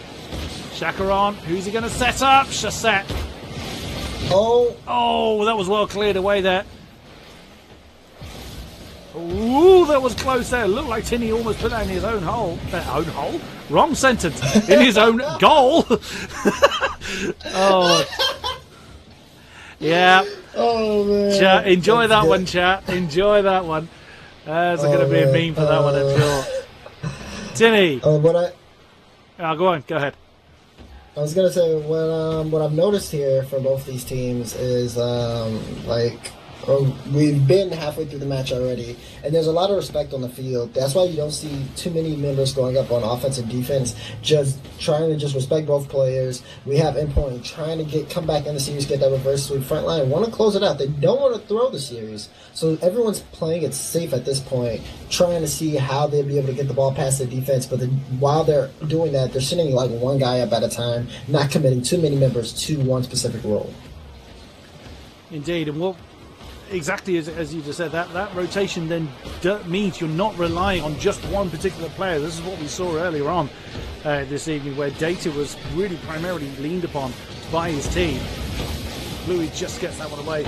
So this method of rotation just keeps the speed up. It keeps offensive players where they need to be, and defensive players hopefully a bit more scattered, but both sides holding the line pretty well. Bluey then tries to get past Chakaron, but he's having none of that. Comes into the middle. Farah finds Bluey. Bluey didn't get the dunk on that one that he was looking for. Tinny tries to get that one away. Cheerio's gone out for it. Oh, how did he get that angle? Bluey, great save. Chakaron sends it up. Who's he set up? Oh, Cheerio, not from that angle. As Farah now comes out to try and do something with it. Tinny sends that one towards the goal. And Chassette then finds that one. Chakaron takes it from him. And he's going to pick up that one. Oh, it's a shot! It actually comes past Chassette. He couldn't get up in time for it. That is 1-0 to Endpoint. I was worried too because you see how far up Tinny is, and that's just he's really relying a lot on Chakaron. So I was scared that if the ball got past him, Endpoint would be put in a bad spot. But as soon as he rotates back, Cheerio immediately comes in and takes a killer of a shot, gets it past all three members of the front line defense. Excellent shot placement from the Endpoint striker. Tinny comes up. Oh, it's an open net! Well. We do not expect to see that from front line. Chassette's gone up for it. He's trying to get... Oh, Bluey gets bundled right off of it. That just gives Tinny an easy shot. 2-0 then for Endpoint. Yeah, Bluey gets bumped, and then it's a pass from Chassette to Farah. Farah's not in the air fast enough to be able to beat Tinny. Tinny immediately reads the play, sees what's going on, knocks it down. With a 2-goal lead, this is not looking good for Frontline. So we could be seeing a Game 5 in this series. Chakaron sends it forward. He's Can Bluey pick it up? He does. And he bundled Cheerio off of that one. He now sends it to the corner. He's still with it. Chacaron trying to get it away. Bluey gets into the middle. It doesn't find anyone as a result, though. Let's try that one. Oh, and that was a clutch save there by Chassette. Still going. Cheerio's gone out for it. Pharaoh's gone out for it. Chacaron gets it away. Tinny kills it. Chacaron finds it. Bluey, easy save for him. Off the wall. Oh, Chassette thunders that one into the ceiling. Pharaoh's missed it. Chassette tries to get some momentum on it. Tinny, long shot, sliding too wide. Cheerio's waiting for it and gets a redirect. Nobody there. Why not make it 3-0? Yep, he's just trying to get as many points on the board, just trying to get that momentum carried into the next match, as we are definitely going to go to a game 5. Great play by Cheerio. Just great game so far by Endpoint.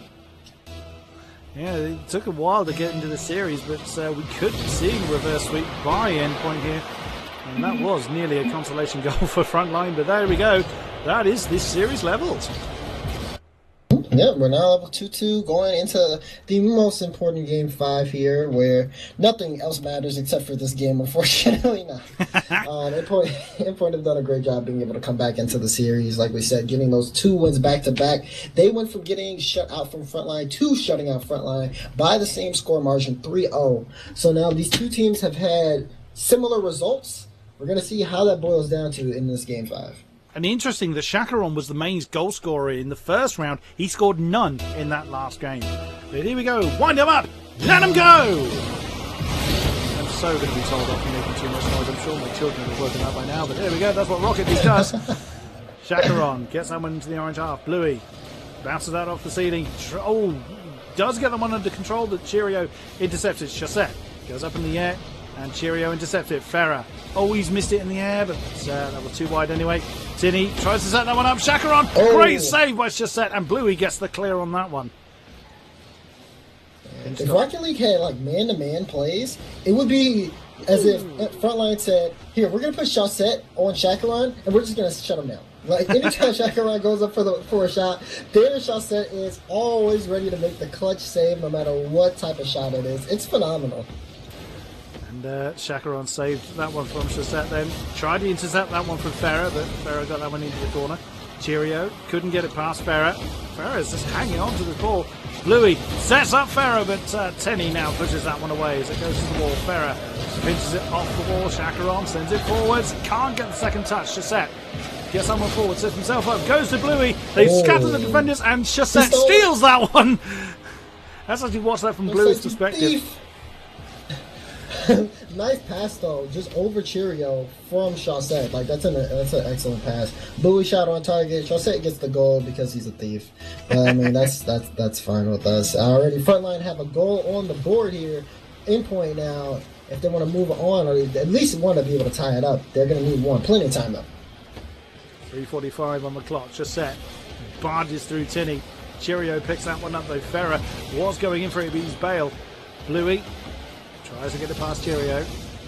And this is the thing, when you've got players of this caliber, exactly as you touched on last game, Daz, you've got that level of respect. Each player knows that their opponent has got 1, 2, 3, 5, 10 solutions to any one given situation, although missing it like that was probably not what Tinny had in mind.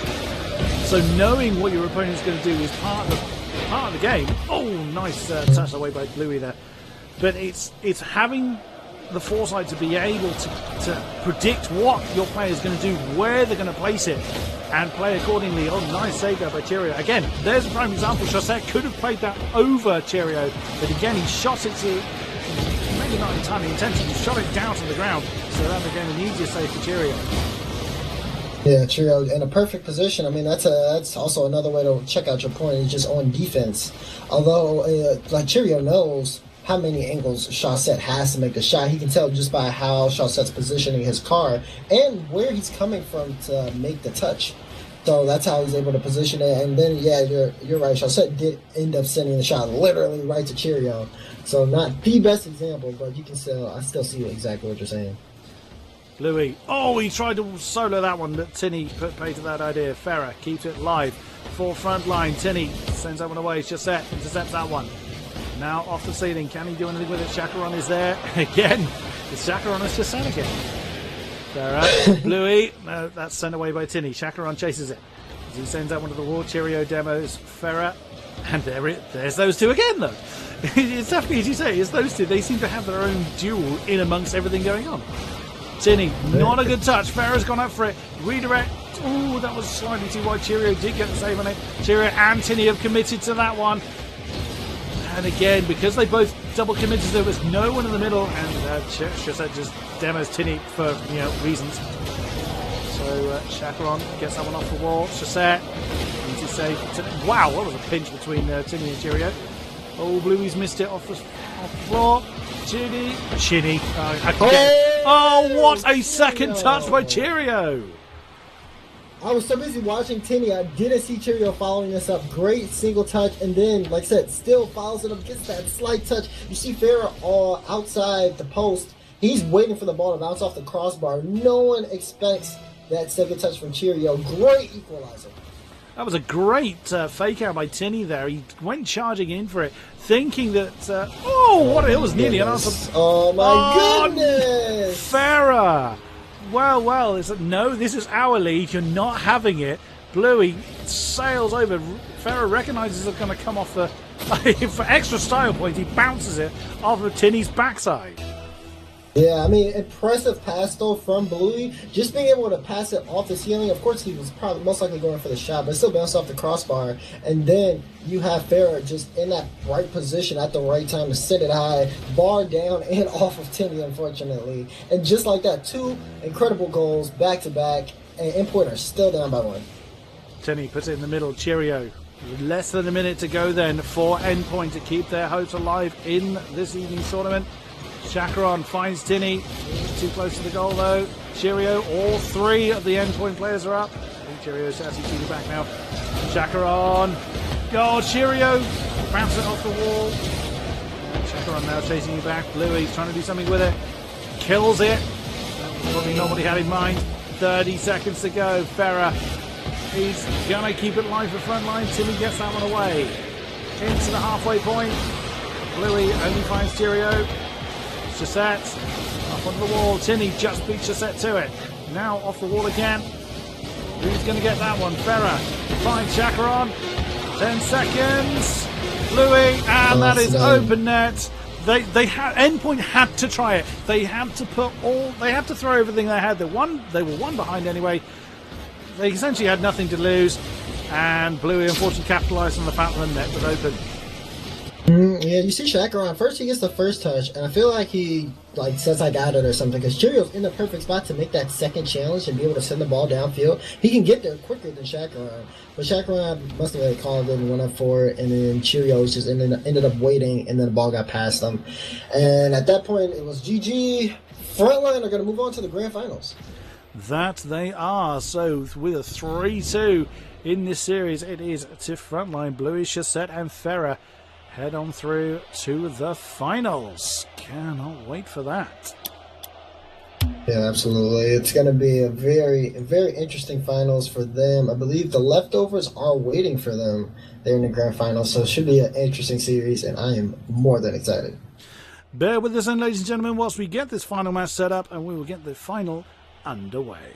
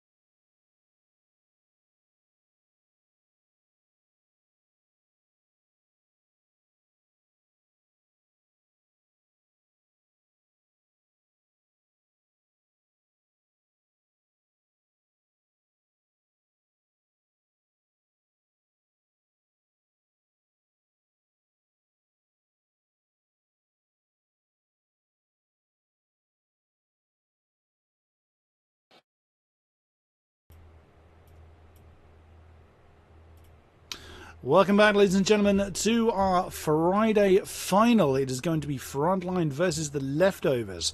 Now, a lot of you in the chat might be happy to know that I am not going to be screaming at you. It is going to be our two beautiful experts. It is Dazrin and Stax. Thank you, King-Kodiak. We have our grand finals ready to go. Best of 7 now. Again, best of 7. Remember that. We'll keep reminding you throughout the finals here, as you may see something a little different on the screen. Best of 7, though, between Frontline and the Leftovers. And Dazrin, the big story here is, of course, we all remember Farah gave us the Leftovers' greatest memory, or the greatest hit, from the previous RLCS season when he dribbled through the entirety of Flipside Tactics. And then he was kind of feeling a little snake-bitten by the Leftovers when they were looking to replace him, and ultimately did, and now he's got a shot at them here as part of Frontline. Yeah, absolutely, and that was a very impressive season for the Leftovers. I think I know they were top 5 in LAN. I don't know exactly what place they were in, but they had a great showing there, and like you said, Farah with an impressive dribble. So, I mean, now with the Leftovers dropping Farah in order to pick up Maestro, so it's now Snasky, Sicky, and Maestro. That's Snasky's dream team versus the Frontline squad that consists of Farah, Shawset, and Bluey. It's going to be an interesting matchup. Yeah, and you see on the in-game scoreboard, or you will at some point, as Farah gets this opening shot saved by Snasky. Only 2 players don't have RLCS titles, Sicky just not opting to wear his, and, well, Bluey, this is going to be the first time he's been even eligible to play in the RLCS. So it's new territory for Bluey, and of course approaching this month in particular with maybe renewed vigor as we get underway here. Game 1 of, again, a best of 7 between Frontline and the Leftovers. And right now, Frontline getting off to a quick start, already 4 shots. And Leftovers just trying to get their bearings straight right now here in Game 1. They will not get a shot as they have to go back on defense. Farah battling with Maestro. Now Shawset's going to win a challenge to leave this in front, but nobody crashing the net for Frontline. They have to go back on the defensive end, and Snasky's come up empty, and that just about kills the attack for the Leftovers. Yeah, already just looking, Frontline have just come off of a best of 5 win. So these guys are fresh hot, ready to go. Leftovers had to wait for this series to finish because it was also on stream. So they've been chilling out for a little bit. Now they finally get to play in the matchup. So they did start off slow, but we're already seeing pass plays come out from Sticky and Snasky. That's going to be the second pass so far from them sending it downfield. Maestro coming up, there's a shot. That's going to go in. Shawset usually sure-handed defensively. That's really where he made a name for himself as part of that Red Eye squad back in Season 2, but not able to make that save. And Maestro gets the opening goal for the Leftovers. Just over a minute and a half gone by here in Game 1. Farah able to get one by Sicky. Maybe able to stay with this, but instead Bluey has to come up. His centering pass is a good one. It's found Farah, but it's found a wall of Leftovers at the goal line. And the Leftovers are able to repel that rebound shot as well. Another one coming in, and Snasky saves that too. Already 5 saves in 2 minutes for the Leftovers. Yeah, only unfortunate part of... Oh, never mind. Sicky's just going to bury that one. But very unfortunate for the Frontline squad because they sent all their shots to the Leftovers members. They didn't use the rest of the net. Sicky has a wide open net off of the beautiful pass from Maestro. 2-0 the lead for the Leftovers. Game 1 of this best of 7. Now Bluey taking this kickoff and, well, losing this kickoff. It's back to Shawset on the backboard.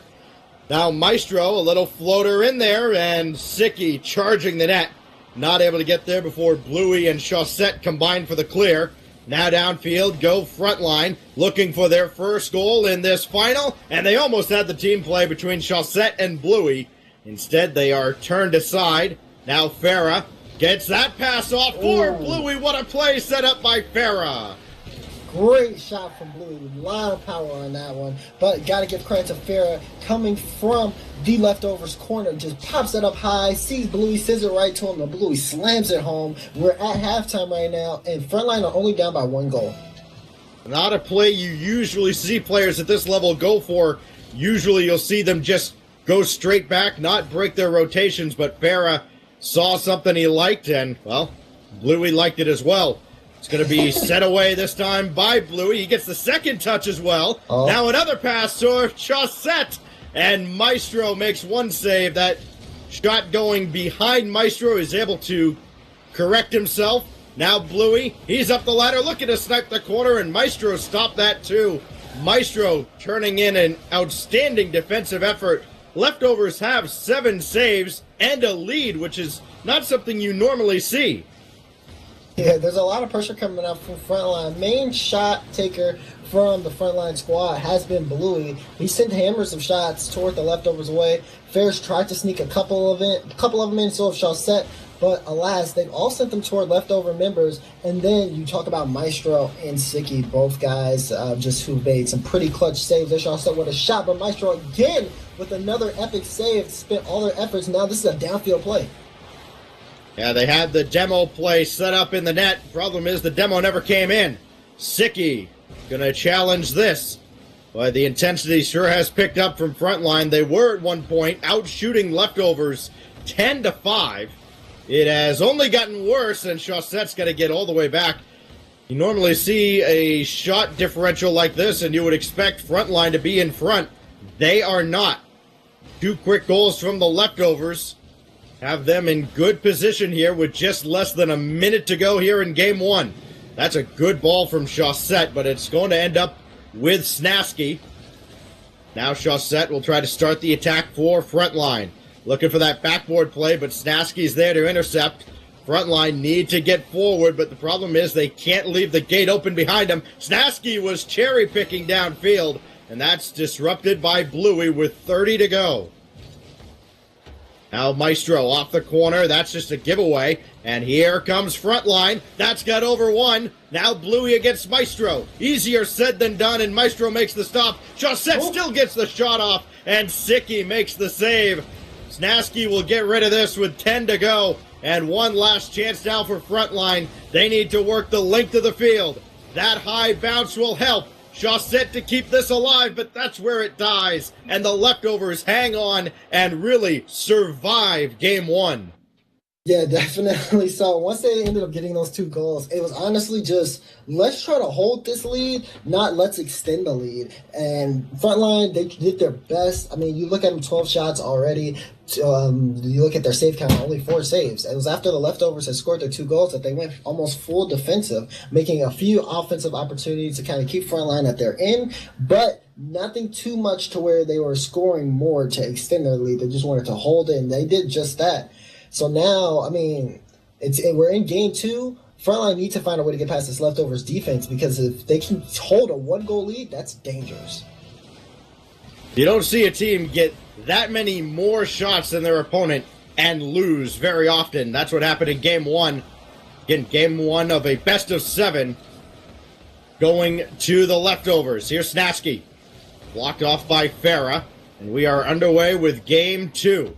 And again, not necessarily must-win territory as you would expect in a lot of best of 5s, but certainly one that if you are Frontline, you really feel like you have to come away with a win here, because that one's going to be wide, and the names continue to change for the leftovers. Now, Maestro has become Magic Nick.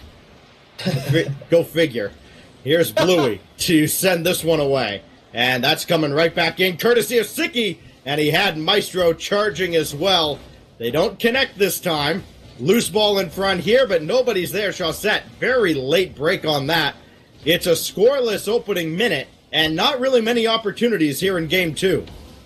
Yeah, so far, no team has been able to have a breakaway on offense to where we've seen consistent offensive pressure. It's just been shot after shot. Well, not even shot after shot. There's only 1 shot, and that's from Stacks' guy, Magic Nick. Unfortunately, we haven't seen too much offensive pressure on leftovers. Here's a chance, though. Oh! Chaussette just gets the clear. Yeah, Chaussette was kind of screened a little bit there. He had to wait to see if there was a redirect on. Had to make a quick adjustment. Good read by Chaussette, and now he's just got to get any touch he can to try and slow down the leftovers as they make their charge back into the front line zone. This comes off the corner, almost as a fourth teammate, and Farah's shot denied by Maestro. Now Chaussette, he'll try to get one in. He can't. And here come the leftovers yet again. Quickly back and forth. 2 shots apiece. It's not the one-sided shooting exhibition that we saw in Game 1. It is, however, still a scoreless tie, and we're coming up on halftime here in Game 2. Yeah, these teams so far been pretty neck and neck. Well, just been good at crossing and ditching out offensive plays. The only team that's been able to be consistent on offense so far has been the leftovers. Frontline have had a couple of shots on their end, but still nothing as consistent as we saw from them in Game 1. Just haven't been able to get those touches past the leftovers, as these guys have been very quick to the ball and just cutting out plays to where you see Frontline, they're having to get more conventional. That was a backflip center from Bluey, not something we're used to seeing from him. Lobbed in here. Farah, the only one back to deal with this, and he's got a great ball downfield. Bluey with a late break on it, though. It looked like there was some confusion among Frontline over which of the forwards were going for that ball. Now Farah, no confusion here. He's going to send this away, but Maestro's all over it. So is Snasky. But the Magic Boys come up empty on this exchange. Now Snasky going to try again. Didn't get anything behind this pass. So Bluey's got it downfield. Now that just falls right into his lap, but he can't get the shot by. It remains scoreless. We're down to about 100 ticks left in regulation, and still no sign of anybody getting one through. The midfield defense has been outstanding, as Chaussette, able to avoid Snasky, keeps the play alive, at least for now, and that's going to set up Farah to bring Frontline into the zone. Farah, denied by Snasky. Still looking to get this in front for anybody, and everybody just misses this. It's like the ball is lava. Nobody wants to touch it, and then Maestro with some brute force defense. That should slow down the attack, and Snasky will clear it away. Yeah, I'm seeing a lot of very tough challenges from Frontline. Instead of just opting to give up the possession and go back, they try to force the ball into the center as much as they can by making these soft touches when they're really passing it to no one, because Chaussette will stay back instead of going up for that. It'll just be Bluey and Farah trying to sneak the ball past the Magic Boys, who are just waiting for them to finish making whatever touch they make to go downfield. And I feel like what we need to see is just more consistency in rotations and pressure instead of trying to force a play to happen, because they've been out of position a lot so far. 30 seconds remain in what normally you like defensive games, or if you like defensive games, you'd be kind of thrilled by this, but really these teams, the offense has just not been there. It's been a spot of midfield defense, but mostly some passes that haven't found the mark. That's a golden opportunity for Bluey. He's missed, and Maestro able to dribble downfield. Magic Nick, or Maestro, with the great individual effort after that pass from Sicky, and the leftovers are on the board with almost no time left. Thick pass from Sicky to Maestro, just cuts it out from Chaussette, and then he said, it's easy, 1 to beat at that point, and it's Farah. He has all the space, all the time, and the ball on his hood, gets that flick, gives the leftovers the lead, and with that, they need one more, they're not going to get it. And that's going to be, I believe, 2 games for the leftovers. It is indeed 2-0 to the leftovers. A game that just looked like stagnant offense on both sides, and it's broken open by that one little touch, really, from Maestro after he was able to juke out a defender at midfield. That's all it took. 6 shots apiece, but the big one coming from Maestro. Who knows what the names are going to look like going into Game 3, but what we do know is the scoreboard looks like leftovers 2, Frontline 0. 2 down and 2 to go now in this best-of-7 grand finals. As we wait for Bluey, it appears, to ready up going into Game 3. Now it starts to be must-win territory, Daz, because if you drop this game, all you can do is reverse sweep 4 games in a row to get the victory here tonight.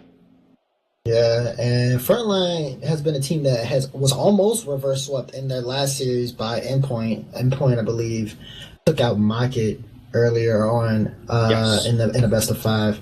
So now, I mean, that was a close series as well. Them facing the leftovers, it's going to be rough if they have to put themselves in a reverse sweep. And I feel like that's why Blue is just taking some time out to talk things over, to check on rotations. They only lost by 1 goal that game, and that was because of an off-rotation miss off of the pad. Well, it was just a miss in the clear from Chaussette, and then left Farah by himself. So now they're just trying to talk things over, get through, because like you said, they don't want to drop this next game and then have to force a reverse sweep. Well, Bluey's up the ladder to stop this from Maestro. And we are underway, and it's Maestro who just quickly rotates around and gets this shot seemingly out of nowhere, and a 1-0 lead for the leftovers. Great rotation from Maestro. At the start of the play, when Snasky leaves the ball, he's over on the left side of the field. See Snasky coming over, rotates middle, and then immediately jumps up after the touch from Sicky. That first goal is going to be critical in this matchup, as we've seen low-scoring games so far in the series. I don't believe we've seen Frontline with a lead at all in this series so far. Snasky's almost added another. Instead, it's going to be turned aside. Old Ironsides, the crossbar this time, making the save. Now Bluey didn't get this nearly as cleanly as he wanted to. Now Farah's going to lob another one in. That should be handled by Snasky, and it is. And the leftovers really got to feel like that bully in the playground. You just bring on all comers, and they turn them aside left and right. Here's Maestro. Still getting used to seeing Magic Nick show up on the screen instead of Maestro. There's Farah. His shot denied by Snasky. So 2 shots early for Frontline. That's better than they've done going back to game 2. But again, nothing getting through. Farah trying the demo plays on Snasky, but Bluey whiffs off the wall, and that's going to kill off the attack for Frontline. Frontline need to be able to have a consistent attack. Haven't been able to do so far. Honestly, in the series, like you said, we haven't seen them with a lead quite yet. They just haven't been able to read the leftovers defense. Leftovers are playing phenomenal defense right now, just going back and forth, cutting out almost anything from Frontline before it gets too established. And Frontline have to be careful not to get too complacent, because I feel like once they start to get complacent, that's when leftovers hit the switch, send a good pass play in, and score. And they've already done that so far this game. They've done it. They've got the first goal. It's now up to Frontline to be able to get one on the board just to survive, and not have to reverse sweep the rest of the way through the series. Chaussette going back for boost. So is Sicky, and that's going to enable Sicky to make that clearance. Now here goes Snasky right down the middle. Easy save for Bluey, though he won't get credit for one. Now Chaussette cuts this off. Needs to get this downfield quickly, and he can't, so now it's on to Bluey. Bluey over 1. Bluey over 2, but he's not able to get under the crossbar. He beat the entirety of the leftovers, but it's the crossbar that bails him out. And it remains 1-0 to the leftovers. They're doing just enough here coming up on halftime. Leftovers have been able to stop out Frontline for the majority of the series. Frontline, Bluey having a great shot opportunity, just couldn't quite get it on the margin. There's Snasky with a shot, couldn't quite get it in, gonna get cleared out. Frontline need to be more aggressive on offense, and then just have their shots be on target. Lobbed up here, catches the ceiling, and Sicky's onto it. I think that ceiling touch threw off Frontline, and it lets leftovers take a 2-0 lead. That's the Sicky show right there. Just immediately bounces it up. I feel like he just took a moment while it's bouncing off the ceiling, like, I know where this is going to go. Let's see where Frontline are. Okay, I'll send it here, and then just goes from a ceiling shot all the way down to that bottom left corner of Frontline's net. Very unfortunate, but an amazing shot from Sicky. Just set to clear this away now, and Frontline really have to go after it at this point. Down 2-0 in the series as well. Bluey's up the ladder, but Maestro disrupts the play. And it's just enough for the leftovers to get the clear. Bluey with the fake there, and I think he may have even faked out Chaussette. Not sure what the comms are like here for Frontline.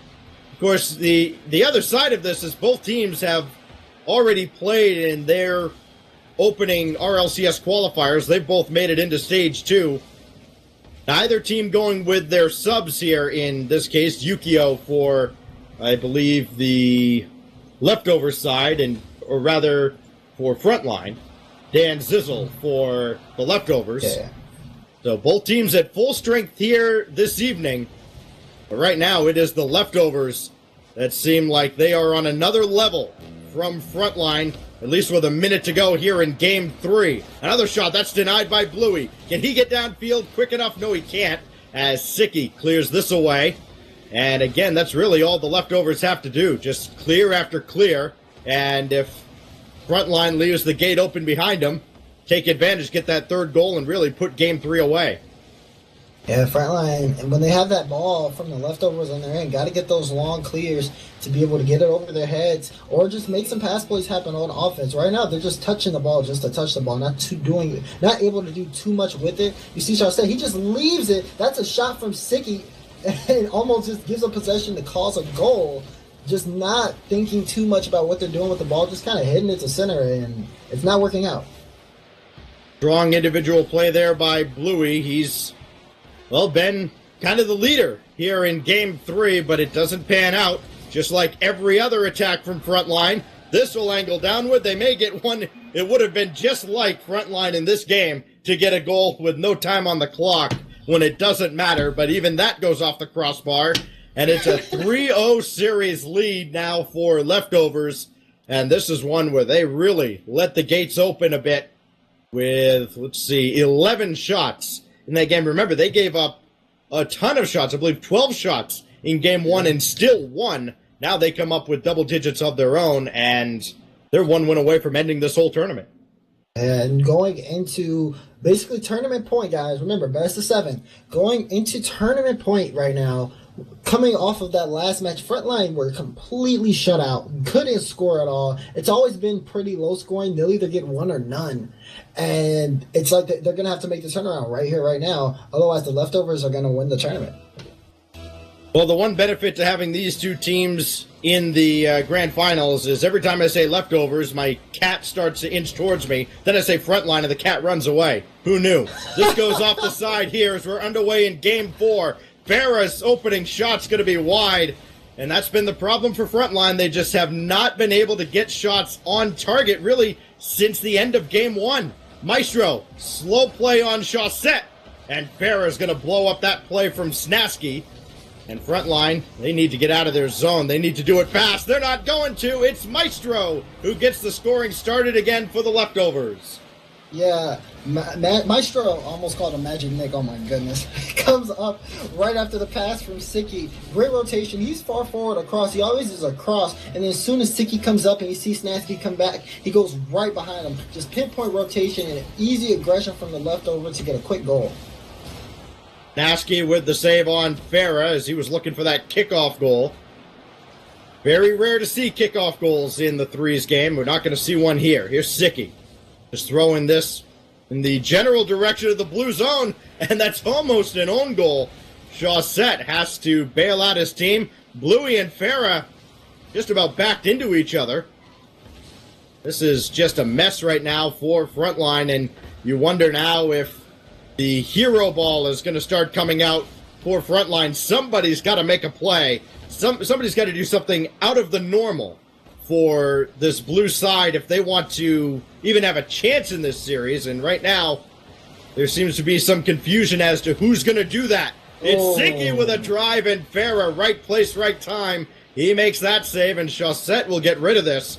A much-needed clear for Frontline. They need to get this down on the orange side of the field for some appreciable amount of time, and they finally do. Oh, boy. Getting it out of their zone. Unfortunate, though, that they haven't been able to have anything solid happen on offense, as the leftovers have just been kind of pressuring them, choking them in their zone. Just not too much of a chance here. And then you have Sicky just coming up, taking these shots. They were very lucky it wasn't a 2-goal game, as Sicky saw that hole, but Fair was able to cover it nicely. We'll have to see, though. They have 3 minutes left. It's still possible. Maestro trying to dribble the length of the field. He's not going to be able to. And Sicky just with that power clearance, and that's really all the leftovers need to do. Just repel all these attacks. Another one just right off the back wall. Now here goes Farah. He's cut off by Sicky, but he pays the price for it. Chaussette with the fake on Maestro, but it doesn't pan out. They'll try again. Bluey to center. Here they finally break through. It's Bluey to Chaussette, and there's some life for Frontline. Yeah, this is a great equalizer coming around at halftime here. Amazing pass there from Blue. Just ditches it out in time. Chaussette has to chase it, but doesn't stop his accuracy on the shot as he ends up getting that back for Frontline. A much needed goal by them. So Bluey trying to win this challenge, and he's done enough. That ends up right on Chaussette. Maybe there's new life now, a second wind for Frontline. Here's Maestro off the ceiling. That was on target anyways, and Snasky came in as well. Ferrer with his third save. He's the only one with any sort of defense for Frontline, and it's a good thing. This is going to be cleared again, and the leftovers now, they have to kind of switch gears from a little bit of time wasting to, well, now we need to score again to try and put away this Frontline team. You know, and you talked about Frontline earlier. It's honestly, it works really well on pets. Like, I use it for my dog all the time, and my dog never has a problem with fleas. I don't know, I mean, the way that the leftovers have been moving around in the air and just have been swarming all over the place, you could call them the fleas, and Frontline are the protection, but I think this might be like a bad like case. You know what I mean? Where it's not just working. They're able to get a couple of goals on the board, but they just haven't been able to do too much. This is a great job by them being able to finally get this equalizer. There's a pass play though. That's gonna Bluey blocks it. Frontline does work. I'm impressed that it looked like you were struggling, but you're able to keep that joke alive for as long as you did. Well done. A minute to go here, just over a minute. Snasky can't finish this off. Fair is in the way. We get back to business here. 1 minute remaining in regulation. Game 4 of this best of 7. You see up top, it's leftovers 3. Frontline yet to get one. They need one here or this tournament's over. 45 to go as Snasky will play one in. And that's, well, not cleared away by Chaussette. Snasky with a good challenge. Bluey took his time coming out for the challenge there. Maestro's all over it. Chaussette needs to get there. He can't. Ferra's in no man's land in the net, and he's not going to be punished. They never got a shot off. That's unfortunate. Snasky could have closed out the match if he was able to make that touch, but just couldn't quite get it. So now we got 20 seconds left. Play coming out here from the leftovers. Going to be probably one of the last drives of the game. If they can score here, Magic Nick with another shot, but he's going to miss. 10 seconds left. This could go in OT. 8 to go and counting. Ferra looking for some last-second heroics. We saw leftovers take one with just 4 seconds left. They may do it again. They have not. It's wide. It looked like that was ball game. The tournament was just about over, but we will go to overtime here in Game 4. Oh, man, and all because Maestro ended up whiffing. Well, he ended up beating it, basically. Had the shot, just sent it too far wide, and now we're going to go into an OT. Leftovers could bury this tournament, but Frontline are doing the best that they can to stay alive. That's the situation. If the leftovers score this next goal, we're all done. If it comes from Frontline, we're going to keep playing just at least a little while longer. Ferrer with the bump on Snasky, and Chaussette had everything to shoot at, but he's pushed it wide. Unfortunate there for Frontline. Again, a shot going wide. That's really been the norm, and really been the norm for the leftovers as well. We saw them in the first semifinal. They were struggling to find the net. They still struggle, and when they do, Ferrer's in the way. That keeps Frontline alive. Boy, well, you're not going to look back at this tournament as a clinic in shot taking, but what you will see is two teams that are definitely trying to survive. As this one just goes wide, Ferrer can't react to it, and now here goes Maestro on a quick counterattack, but Chaussette's going to cut him off. Giving it away to Snasky, though. Bluey with a save, and Ferrer to finish it off. Good save there by Ferrer. A lot of pressure coming out on both sides in terms of offense and defense. Like we said, we can't stress how important the next goal is for both these teams. Leftovers are doing a great job in the number of pass plays that they've made and just shots that they've taken. They're sitting at 15 shots right now in this matchup, whereas Frontlines are sitting at 5. but Frontline have definitely had opportunities of their own kind. It's just going to be who gets a breakaway now. One wrong mistake could be costly. 15 shots, only 7 saves, and 1 goal. You do the math. This is lob downfield. Here's Bluey right down Broadway, and this series continues. Yep. Series still going. Great dish out there from Chaussette. Blue following it with the ball cam and then just gets that touch to put enough power behind it. Siki makes a touch in net, but just not there fast enough for it to matter. And Frontline still survive. Well, it looked like Frontline were in danger of being reverse swept in the semifinals. They take Game 5. They take Game 4 here in the grand finals. And now they've got a chance to reverse sweep the leftovers. Of course, the leftovers, at least, well, really, all 3 of the leftovers, you see Snasky, Siki, and Farah, no strangers to reverse sweeps. Really, one thing you could bank on if the leftovers were involved in a match over the last 6 months. You could expect a reverse sweep in one way or another, or at least the match going the distance. Maybe that's what we're in store for here. Game 5. Between Frontline and Leftovers, about to get underway. Still must-win territory, but this is a good start. No, it's off the crossbar. Great save from Maestro, and that is cleared away. Dangerous spot there for the Leftovers early. Would have been a huge momentum swing in favor of Frontline, as if the overtime winner a moment ago wasn't enough. Already just trying to get as much early aggression off as they can, but Leftovers are responding with some of their own. Have to be careful, though, because you see Farrah with that quick shot. Frontline are playing a fast-paced game. Leftovers can keep up, but we saw one hole ended up costing them that last match, or Tiki couldn't quite get back there in time. Frontline might have the recipe, but we'll have to see. Chaussette able to center this one. Snasky in no man's land, and Bluey punishes him for it. Not a chance that Snasky was ever going to save this. Back-to-back goal from Chaussette to Bluey. They end up scoring one in OT, and then they do it again from almost the exact same position. Chaussette was on the wall when he passed it to Bluey. Bluey was upside down. Pretty similar shot there, and it's working out as they score an early goal in this game. Five? Okay. Counting is hard. I know you can only count to 7, but let's not get there too early. Little inside joke. We'll explain it later. Maybe. Maybe not. Maybe. This one right down the middle, and Farrah's going to clear this away. It's Bluey on a quick counterattack, and Snasky is there. Boy, he got a lot of power on that. Maybe Sticky helped. And we've kind of stagnated a bit here at midfield with Frontline holding that 1-0 lead thanks to Bluey and Chaussette. Now it's Nick or Maestro with Snasky trying to equalize. This is kind of uncharted territory for the Leftovers. They've actually never trailed in this series. This is the only time they've actually trailed. Again, the goal from Frontline coming a moment ago in overtime, so there was never any amount of time that they were trailing. Farrah to send this away. And it's not a great clear. Maestro's back onto it. Bluey couldn't get the read. That came down at an awkward angle where that ceiling curves, and it ties the game.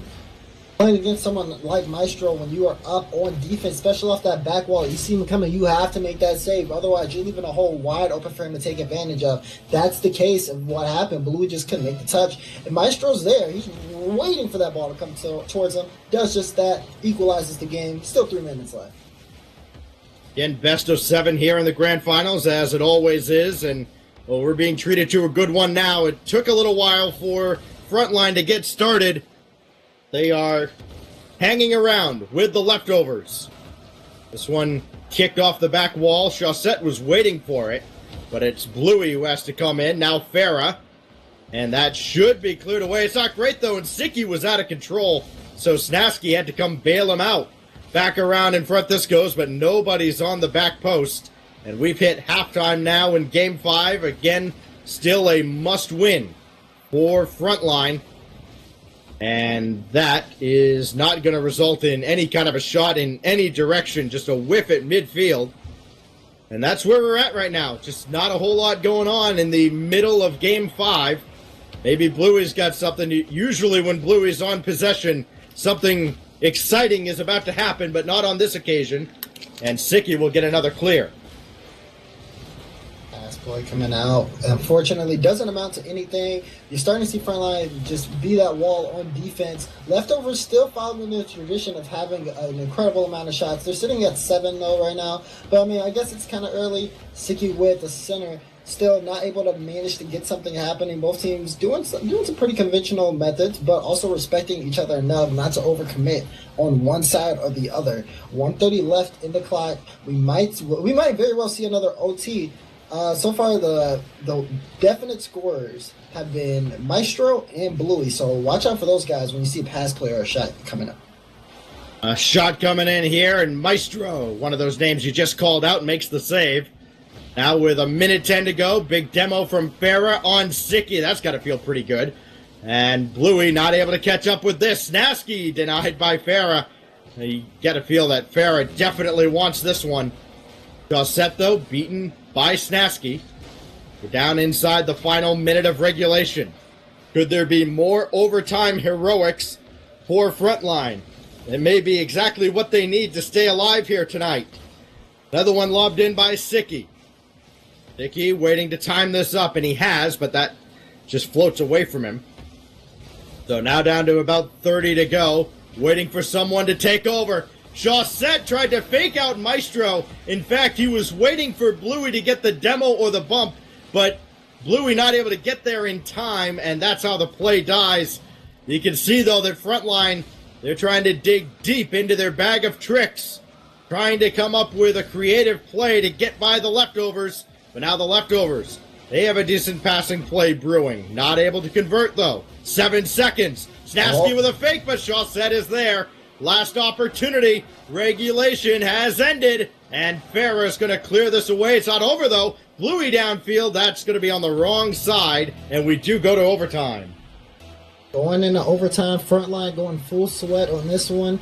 They want to be able to still, like we said, they're fighting for survival. They can't afford to give up another game. They've only given up a goal this matchup, been able to tie it up, but also they came out with a nice early goal for that pass from Gossett to Bluey.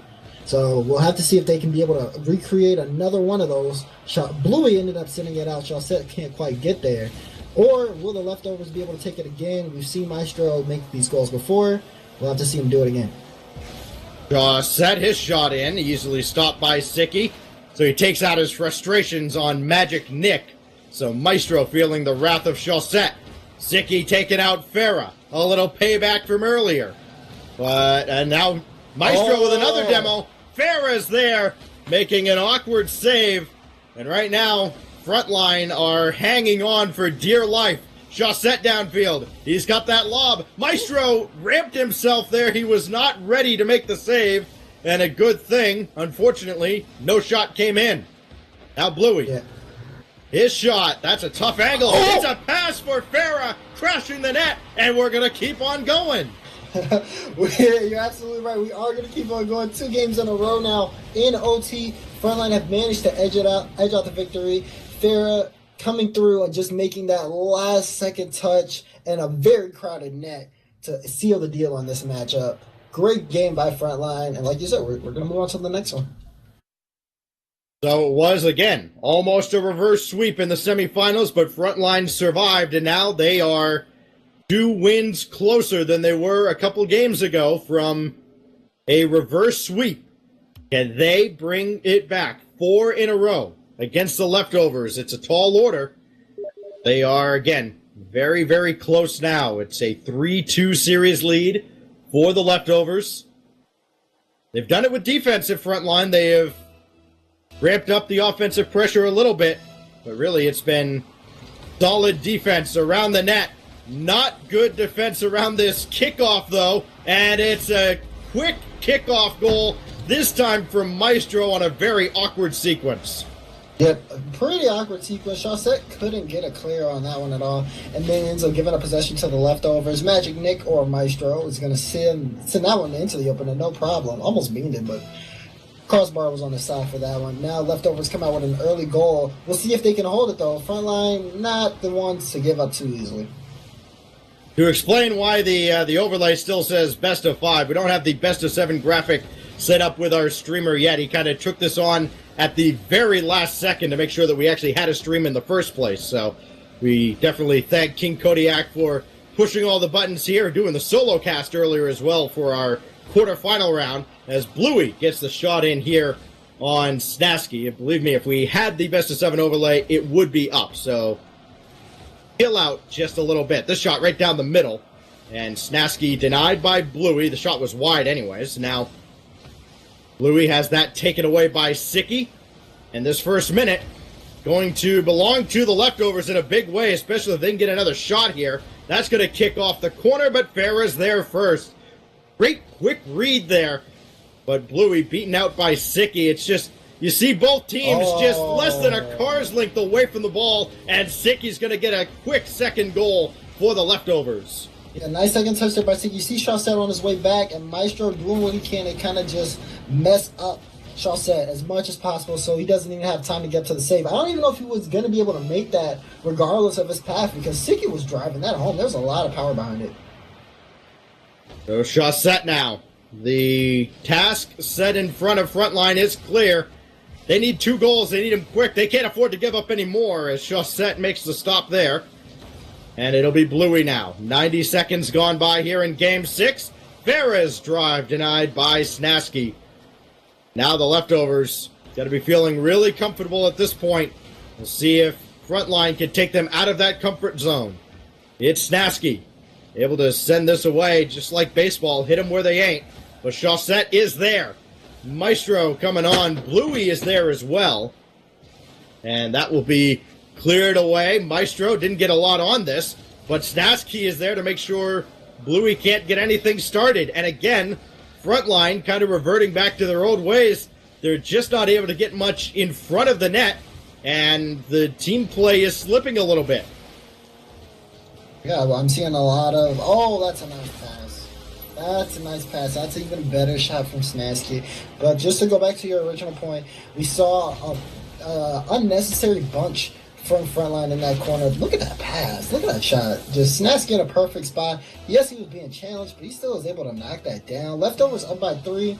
And honestly, this is a very dangerous spot for Frontline. Being down 3 goals, we haven't even seen 3 goals scored in some of these matches. Let alone, well, when it is 3 goals, it's in overtime. And it's a 2-1 win, not just from one team. So this could be an early dagger. Well, it's going to be a challenge for Frontline to come back. I don't believe Frontline have even come up with 3 goals in a single game. I think 2 is the most. This is downfield. Chaussette trying to throw off the timing. Drop pass, but nobody's there. Not sure if that was intentional or not. It certainly didn't look intentional, considering nobody was ready for it.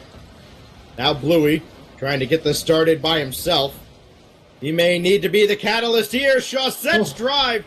Bluey's touch might have actually slowed that down a bit. Not sure if it was on its way in without his touch.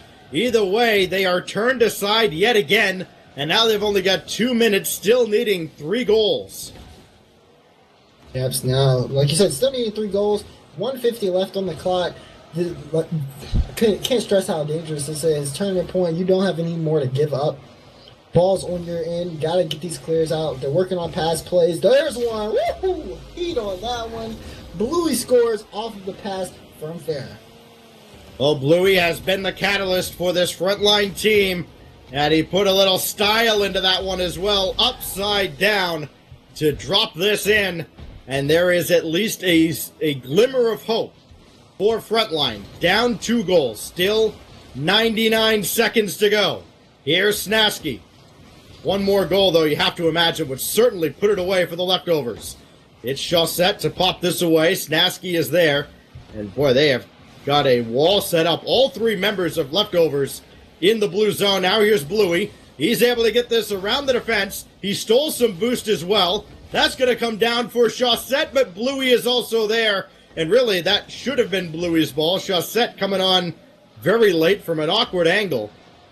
Sicky will clear it away, and now there's only a minute to go. Bluey's found Chaussette. That's not in front, and Maestro will clear it away. Again, team plays aren't really there for Frontline. Really, maybe the hero ball mentality does need to take over. Maybe it is, in fact, give the ball to Bluey and get out of the way. Right now, they need to get in the way, and they didn't. It's Snasky who may have just scored the final goal of this grand final. Yeah, it was looking like Frontline were able to turn this around, but Snasky with a cheeky shot there. It looks like he's going to go left. He ends up sending it right behind two members of Frontline.